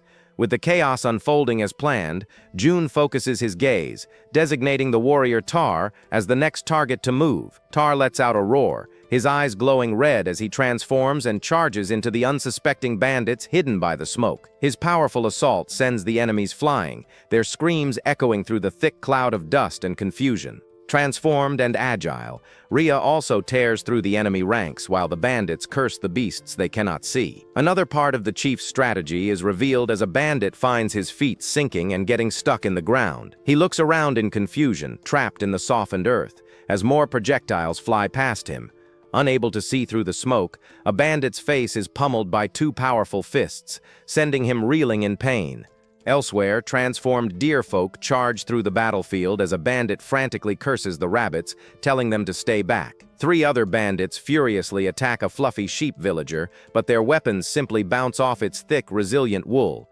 Exhausted and confused, the men wonder why their hits are not connecting, while the terrified sheep trembles but remains unharmed. Suddenly, bandits across the field cry out in pain, struck by small projectiles that burn on impact. The source is revealed to be the tiny red creature, Rezel Drake, who hovers above them as the bandits curse its name. From their vantage point, the chief and Rhea watch the battle, confident that they have seized the advantage and can win. But his confidence suddenly turns to rage as he glares at the battlefield, questioning who dares to mock him. The captured bandit, now free, rallies the remaining men, ordering them to cover him while cursing the rabbit folk. The bandits begin to counterattack, focusing on villagers who are popping up from holes in the ground like moles.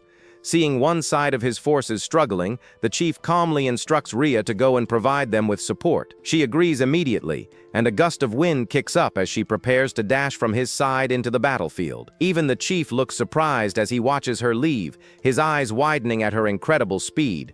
Rhea becomes a blur of motion, her long hair flowing behind her as she closes the distance to the enemy in an instant. The freed captive spots her approaching and takes aim with his crossbow, vowing to take the fox warrior down. An arrow whistles through the air, aimed directly at the back of the charging fox warrior. Its sharp tip is reflected in Rhea's calm, focused eye as she senses the projectile closing in. She twists her body with incredible agility, narrowly dodging the arrow as it flies past her. Planting her hand firmly on the ground, she uses the momentum to halt her forward rush and pivot. In a flash, she launches herself into a powerful spinning kick, her body a blur of motion. Her foot connects squarely with a bandit's jaw, the impact sending a shockwave through the air. The man she struck grins smugly through the pain, taunting her and asking if that is all she has. In response, Rhea ducks low, her twin tails swirling as she dodges under the bandit's guard. She then unleashes a devastating high kick, striking him directly under the chin with immense force. The bandit gasps as he is launched helplessly into the air, completely overwhelmed by her attack. A shadowy beast form follows her as she continues her assault, knocking another bandit to the ground. She lands a powerful axe kick, driving her heel down onto another bandit's head with brutal force. The captive leader watches in disbelief as his men are defeated, shouting at her to stop what she is doing. Rhea stands over the fallen bandits, her back turned to the man as he curses the beast folk in rage and frustration. But his anger quickly turns to wide-eyed terror as he realizes the sheer, overwhelming power of the warrior before him. With one final, powerful kick, Rhea sends the captured leader sprawling to the ground. The man lets out a final gasp of pain before falling unconscious, smoke rising from his bruised body. The fox warrior stands victorious over the defeated bandits, her point made clear. Her expression is fierce as she warns them not to underestimate the beast folk ever again. Elsewhere on the battlefield, Dump looks around at his overwhelmed forces, his expression grim. His hand clenches into a tight fist as he glares at the villagers, enraged by their unexpected strength. His eyes narrow as he decides to use one of his skills to turn the tide of the battle. A dark aura begins to emanate from his body as he channels his power, ready to unleash it on the villagers. The new chief watches this display with surprise, wondering what skill the bandit could possibly have. He recalls that in the game, Knight Defense, only knights of a certain rank could use skills. The ranking system is shown, with only knights ranked C or higher possessing the ability to use special skills. A stat window reveals that Dump is a C-rank bandit with the skill Strength Enhancement, which increases his size, attack, and defense by 50%. The empowered bandit scoffs at the terrified villagers, calling them pathetic fools for losing to tiny monsters. Suddenly, his taunts are cut short as a shadow falls over him. And he looks up with wide, shocked eyes. Before he can react, a massive hand grabs a log, effortlessly lifting him off the ground. The enhanced bandit stares up in disbelief as the transformed tar towers over him, asking what this monstrous creature is. His eyes are wide with terror, a cold sweat breaking out on his brow as he confronts a power far beyond his own. The chief watches from a distance as a massive shockwave erupts from the battle, signaling Tar's victory. His expression is one of shock and awe, clearly not expecting such a definitive and powerful display. Meanwhile, back in the flooded cavern, the rest of Crane's men have been defeated and are submerged in the water. Crane sits alone on a rock, impatiently wondering how much longer he must wait for his allies to return. Back at the fork, Scream Spike's remaining men are gathered, wondering why none of the other groups have come back. Crane grows tired of waiting, deciding he doesn't need to worry about his boss, and will take matters into his own hands. He orders his remaining men to head towards Dump's location, pointing them down the correct tunnel. The battle is over, and the villagers have successfully captured all 60 of the bandits who attacked them. The chief looks over the field of captives, their heads sticking out of the ground, and feels a sense of relief about their victory. Tar reports their casualties, stating that 23 are severely wounded and 42 have minor injuries but can still fight. The young chief's expression darkens as he realizes that despite having nearly double the numbers, their losses were severe. His villagers tend to their wounded comrades, but he knows that regardless of the cost, the operation was a success. However, his gaze remains hard and determined as he reminds himself that the battle is not over yet. He knows the remaining enemies inside the cave still outnumber their effective fighting force. Looking out at the battlefield, the young chief declares that it is time to enhance their strength beyond just numerical superiority. He turns to Tar, who stands ready, and addresses him as Taurus, preparing to give his next set of orders. The chief instructs him to distribute all the confiscated weapons from the defeated bandits to their own warriors. Among the various maces, daggers, and crossbows lies Dump's powerful hammer. Our hero looks to the horizon and says that now is the time to strengthen his forces. With that, he turns and calls Tar, one of his strongest allies, for a conversation. The protagonist then shows a pile of weapons and orders them to be distributed to all the soldiers. At this point, the warriors begin to pick up their new equipment. This means all your allies are well equipped and ready for battle. Seeing everyone ready, the hero activates his special ability called Eye of the Ruler. Using his vision, he can see that everyone's attack power has practically doubled. This makes the white-haired boy very happy and surprised with the result. Meanwhile, a group of humans walk towards the village camp. Their leader looks confused as he thought the hideout was in that place. But he starts to find it strange since the whole place is very quiet. Suddenly, he comes across a bizarre scene of several people buried. The man is completely paralyzed, without understanding anything that happened. Behind him, his companions scream in terror as they see that horrible scene. The leader then realizes that all the buried people are still alive. The man shouts to the hostages and promises that he will get them out of there, but he realizes that the floor is full of holes. But before he can get close, two rabbits jump towards him with clubs. At that moment, a very loud scream echoes throughout the canyon. Meanwhile, elsewhere, a band of warriors is rushing forward. The leader of this group complains that because they don't have a map, they are completely lost. At that point, one of his men points to a passage and says that that is the right path. The henchman also says that after the passage, they will reach a fork in the road, but the boss realizes that it is a trap and tells everyone to stay away. One of his men shouts that it is too late because the ground is collapsing. With the ground shaking, one of the warriors ends up slipping and falling. However, the trap doesn't work properly, and everyone is confused without understanding anything. One of the men asks his colleague what happened, because it was a trap. Suddenly, the leader of the pack grabs his spear with force to do something. With all his strength, the boss then attacks the ground to test its resistance. But to his surprise, the floor is made of stone, and he wonders what that is. Laughing, the chief understands that only the cave entrance had traps. This mockery makes the man very angry that he was being toyed with. With an evil smile, he promises to tear all his enemies to pieces. At that moment, one of his men comes running and is too tired to talk to him. The henchman shouts that they have finally found the passage in the middle tunnel. The leader of the gang has a serious expression on his face when he hears the news. Meanwhile, in the village, someone announces that all captures have been completed successfully. The hero congratulates his ally on a good job capturing the prisoners. The white-haired boy explains that at the fork they can knock down a wall. With this, they created a new path that led back to the entrance. This way, the plan guaranteed enough time for the group to prepare for the fight. Now the hero knows he just needs to hold on a little longer to win.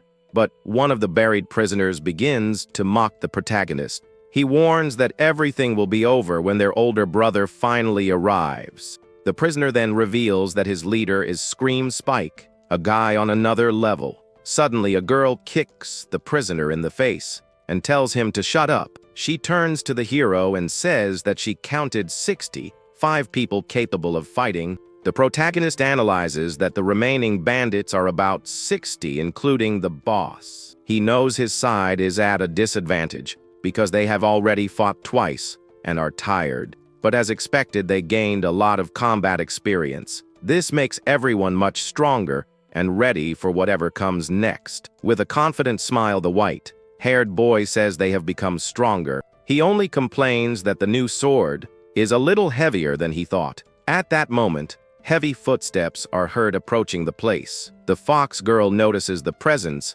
and warns everyone that the enemy has arrived. The buried prisoner is happy and cries out for his older brother. The bandit leader looks at his men and calls them pathetic fools. He then looks at the hero and asks if it was all a scheme of his.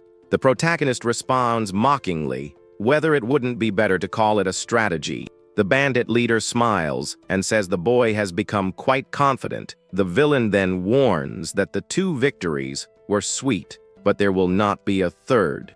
The hero replies that they will see, and then makes a proposal to the enemy But the bandit leader corrects him, saying that this is not a proposal, but a threat. With that, he points the sword at the villain's brother and orders everyone to drop their weapons. The white-haired boy warns him to drop everything, or his brother will meet a tragic end. The bandit leader remains silent, with a serious expression on his face. The prisoner screams for help while the hero thinks this is a villainous act. But the boy concludes that now is not the time to be demanding and wonders if they will accept. To everyone's surprise, the leader of the bandits then drops his spear on the ground. He then begins to cast a strange spell while shouting the name of the skill. This leaves the protagonist completely shocked, as he was not expecting that. A purple light covers all the bandits and reveals the name of the ability Scream Spike. The hero realizes that it is an area of effect buff skill that increases the stats of allies. Your teammates feel the increase in enemy power even without seeing their stats. With this, the protagonist realizes that everyone's combat power has increased drastically. With a shout, the bandit leader orders all his men to attack with full force. The battle begins and the buffed enemies begin to dominate the battlefield. In the middle of the fight, one of the hero's allies faces an opponent much larger than him. The enemy attacks and ends up injuring one of the little rabbits in the middle of the confrontation. Seeing this, one of the bunnies becomes enraged and hits the warrior with his club. Even though he is injured, the man holds his arm while the two rabbits look at him. One of the bandits with glowing eyes mockingly asks if they have given up yet. The two little rabbits are completely terrified by the situation. The enemy then grabs one of the rabbits and gives an evil laugh, having fun with it. Suddenly Tar appears and with his giant hammer sends one of the bandits flying. Seeing the giant, the enemies throw ropes to try to trap the hero's ally. The ropes wrap around Tar's body and his weapon, leaving him almost immobilized. The opponents then begin to pull the ropes with all their strength to bring him down. The Minotaur tries to resist, but the combined strength of the enemies drags him to the ground. With the giant on the ground, the bandits prepare to deliver the final blow to him. The enemies surround Tar and shout for everyone to attack the giant at once. At that moment, burning sheep are thrown at the bandits. Additionally, small creatures are used as projectiles against archers. The hero then realizes that even with the weapons and experience, they are losing the fight. Worried about the situation, the white-haired boy begins to look for Rhea. Elsewhere, the fox girl dodges a blow and kicks an enemy's arm. She then lands on the ground, but ends up being surrounded by several bandits laughing at her. The girl looks tired and out of breath as her opponents watch her closely. With an expression of exhaustion, she bites her lip, preparing for the worst. Watching the scene from afar, the protagonist realizes that his ally has reached her limit. Suddenly, a hand moves quickly towards our hero's face. He fails to dodge in time and is thrown full force into a tree. One of the bunny girls is also hit and falls to the ground, badly injured by the attack. The boy gets up and realizes that at this rate they will lose the war for sure. With a determined look, he concludes that the only solution is to eliminate the enemy leader. Focused on his plan, the protagonist sees the enemy boss shouting orders. Meanwhile, one of the bandits prepares to finish off Tar, but the hero approaches. Seeing the scene, the white-haired boy shouts the name of his ally, who stares back at him. At that moment, he remembers a conversation he had with his giant ally before the fight. In the memory, the boy asks Tor to save his last transformation until he receives the signal. Back in the present, the giant understands what his master wants and prepares to act. One of the enemies shouts angrily for his men to finish off the giant on the ground. Then several henchmen raise their weapons at the same time for the final blow. With a shout, the hero finally gives the signal for his giant ally to awaken his power. The Minotaur awakens and an aura increases his body's defense and health by 50%. With his ally transformed, the hero screams, and the two advance together against the enemy. The white-haired boy knows they only have 3 minutes left for the next phase of the plan. Their objective is clear, and they need to capture the bandit boss in that time. But the enemy leader doesn't seem the least bit worried and calls out to them with a mocking smile. In response, the giant roars with all his strength, preparing for the final attack. With a furious look, the giant attacks, using the whip that was attached to his arm. With the blow, one of the henchmen is thrown away while screaming in pain, but the leader of the bandits manages to hold the rope with ease and orders the giant to let go. The Minotaur ignores the order and jumps with his fist ready to crush his opponent. But the villain dodges with agility, and the giant's punch hits the ground, raising dust. With a mocking smile, the enemy leader asks if the giant just got bigger without power. Taking advantage of the distraction, the protagonist emerges from the dust to attack the villain from behind. The attack grazes and leaves a small cut on the bandit leader's face. It is clear that the giant's attack was just a distraction, so the hero could get closer. But suddenly the protagonist is shocked, because he realizes that something went wrong in his plan. The bandit leader shows his strength and throws the Minotaur away with ease. Without giving time to get up, the villain lands a powerful kick on the fallen giant. The enemy then jumps very high and prepares for a devastating final blow to Tar. Tired and injured, the protagonist watches the scene without being able to do anything to help his ally. With a powerful impact, the villain hits the ground and creates a huge crater at the site of the fall. The bandit boss stares at the hero with a sick smile on his face, enjoying himself. With that, he jumps with all his strength to give the final blow to the boy lying on the ground. Meanwhile, the fox girl shows her strength and easily defeats another enemy, but the protagonist is unable to dodge and is hit with a brutal and powerful blow. Seeing the scene, the fox girl screams the hero's name in complete despair. Even injured and bleeding, the white-haired boy does not lose his determination. At this moment, he remembers when he was analyzing his own power statuses. The boy knows that his combat power is much lower than that of his two allies, but the hero rests on the ground because he still has a card up his sleeve to use. With his face wounded, he knows that against a human opponent, he has an advantage. A screen appears showing your passive skill called Physical Monster. With his eyes shining, the hero screams and releases all his hidden power in the fight. This special ability has a very powerful effect against human opponents. Feeling the change, the leader of the bandits is shocked and has no reaction. When attacking humans, all your stats increase by 200%. With his increased power, the hero lands a devastating punch on the villain's face. The fox girl is completely shocked to see her master's sudden strength. The giant is also left speechless upon witnessing the protagonist's hidden power. From above, we see the white-haired boy staring at the leader of the bandits lying on the ground. The hero thinks he hears a crack coming from the enemy's neck with the impact of the blow. But to his surprise, the bandit leader slowly gets up, as if nothing had happened. With a mocking smile, the villain says he warned that there would be no third victory. Even with his face bleeding, he repeats that he said no with a completely insane look. The white-haired boy becomes desperate and wonders how he can defeat that monster. The bandit leader then grabs the hero's fist with crushing force.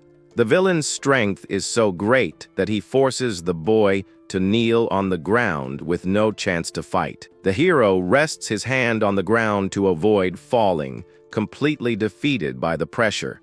With a determined look, he thinks that he cannot fall at that moment. But the enemy grabs the boy's head, preparing for the final blow. With all his strength, the villain then brutally smashes the hero's face against the ground. The hero tries to resist, but the villain holds him tightly to the ground without mercy. With an evil smile, the enemy boss lifts the boy's face for all to see. The villain wants all his allies to see their leader's defeat. His companions look on in despair and shout the name of the village chief.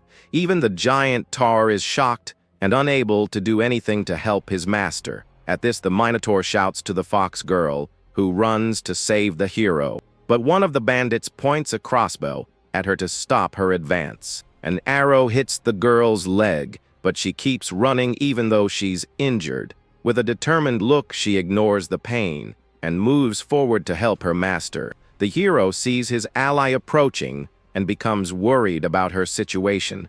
With his face on the ground, he screams the fox girl's name, trying to warn her of the danger. The bandit leader says the sun will set, but it's already too late for them. With that, the villain shouts for everyone to hear, because he has an important announcement to make. He then declares with a smile that the war is finally over and they have won. To finish, the bandit leader gives a final order to his men to burn everything, completely helpless. The hero can only watch in despair as the villain commands. Obeying the order, the henchmen throw several flaming torches at the village. With that, the flames begin to consume the village's crops and harvests. The fire also spread quickly to the nearby hay bales. With his eyes reflecting the flames, the protagonist becomes completely desperate. In a short time, one of the houses in the village is completely engulfed in flames. One of the bunny girls screams in despair as she sees the fire spreading everywhere. With the chaos installed, all the residents begin to run to escape the flames.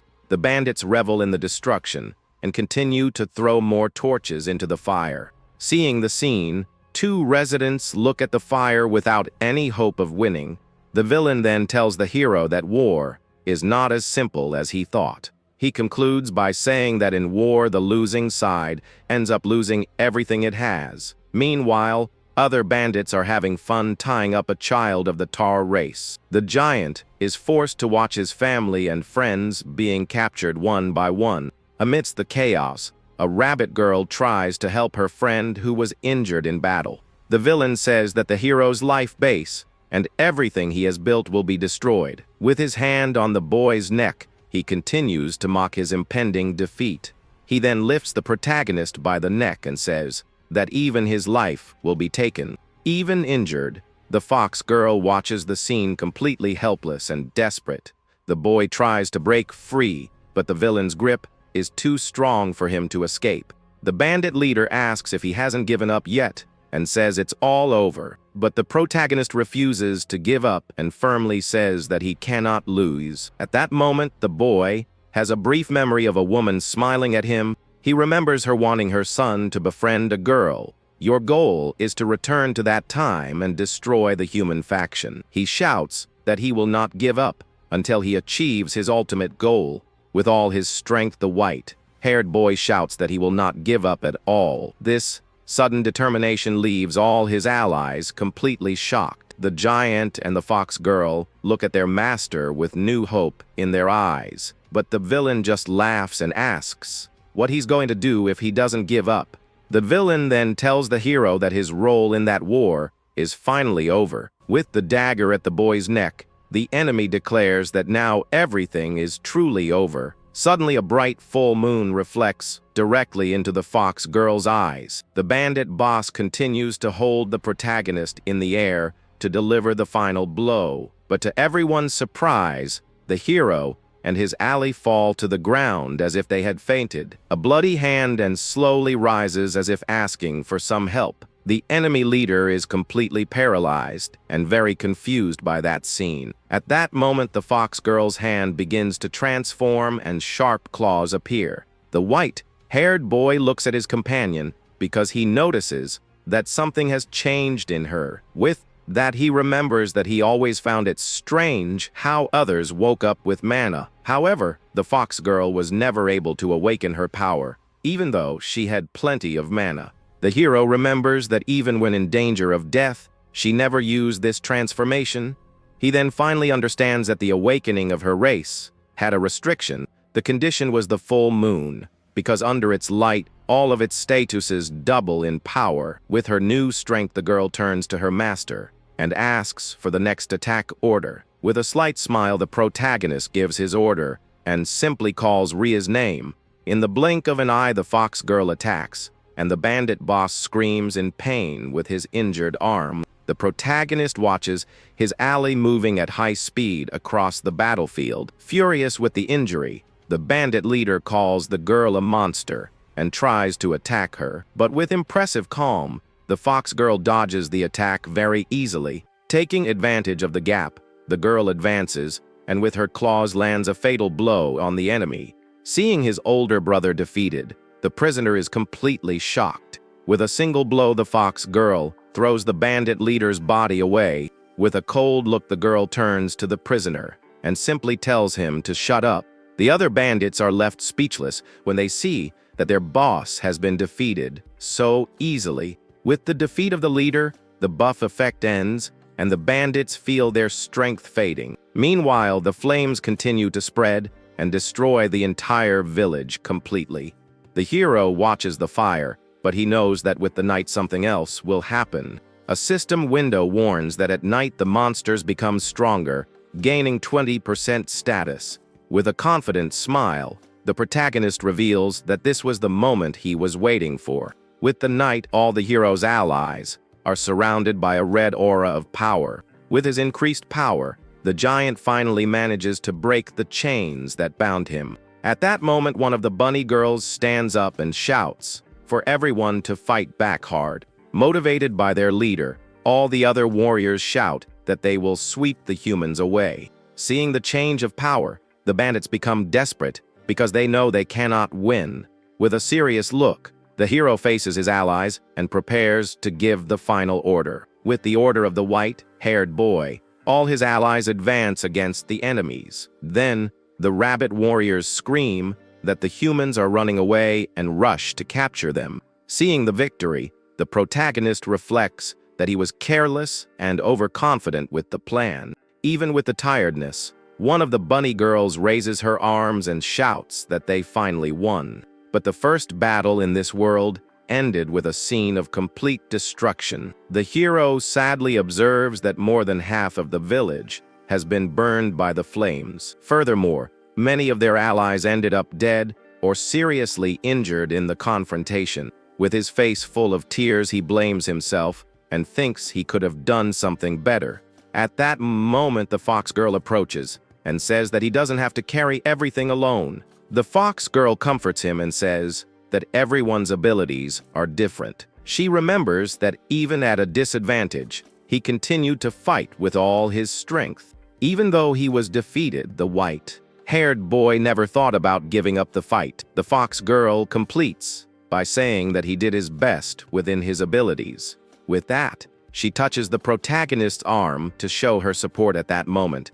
With a smile, she asks him to continue taking care of everyone as the village chief. His allies' words leave the white-haired boy without any reaction. Suddenly, the system shows that the affinity between the two has increased to 51. Seeing the notification, the fox girl turns completely red and embarrassed by the situation. Embarrassed, she says she'll help with the cleaning and runs off, leaving the hero confused.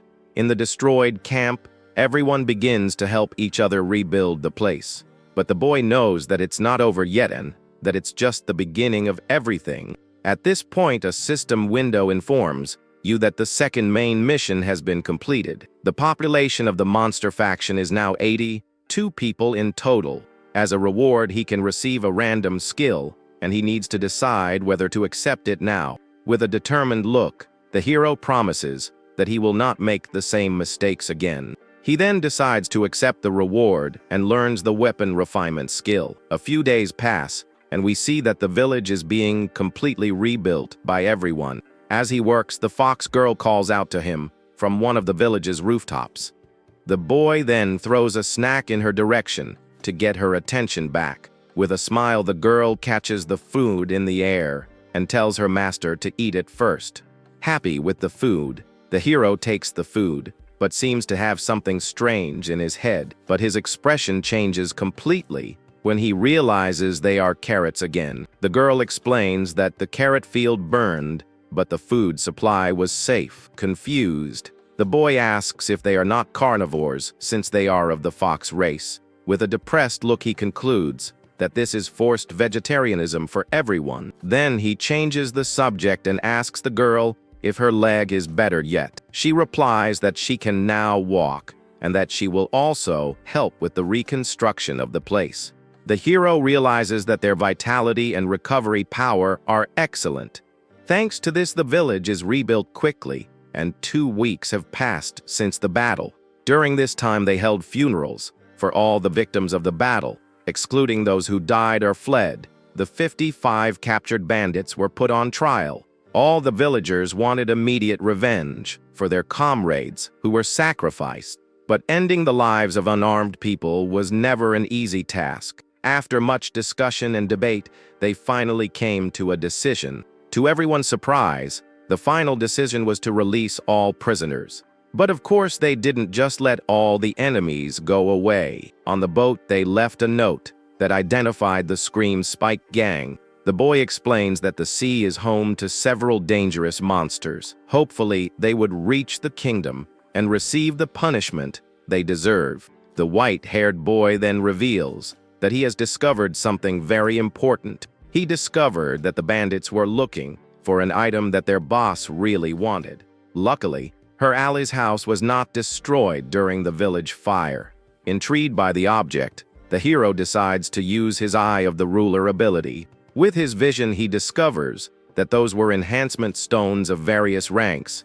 He then notices a glowing green stone on top of one of the tables. To your surprise, the system reveals that it is a B rank enhancement stone. The white-haired boy wonders what those stones are and why they are in his Ali's house. Suddenly, a huge bag falls from the ceiling right in front of the two. Upon opening the bag, he is shocked to see that it is full of enhancement stones. Completely speechless, he wonders what kind of lucky event this is.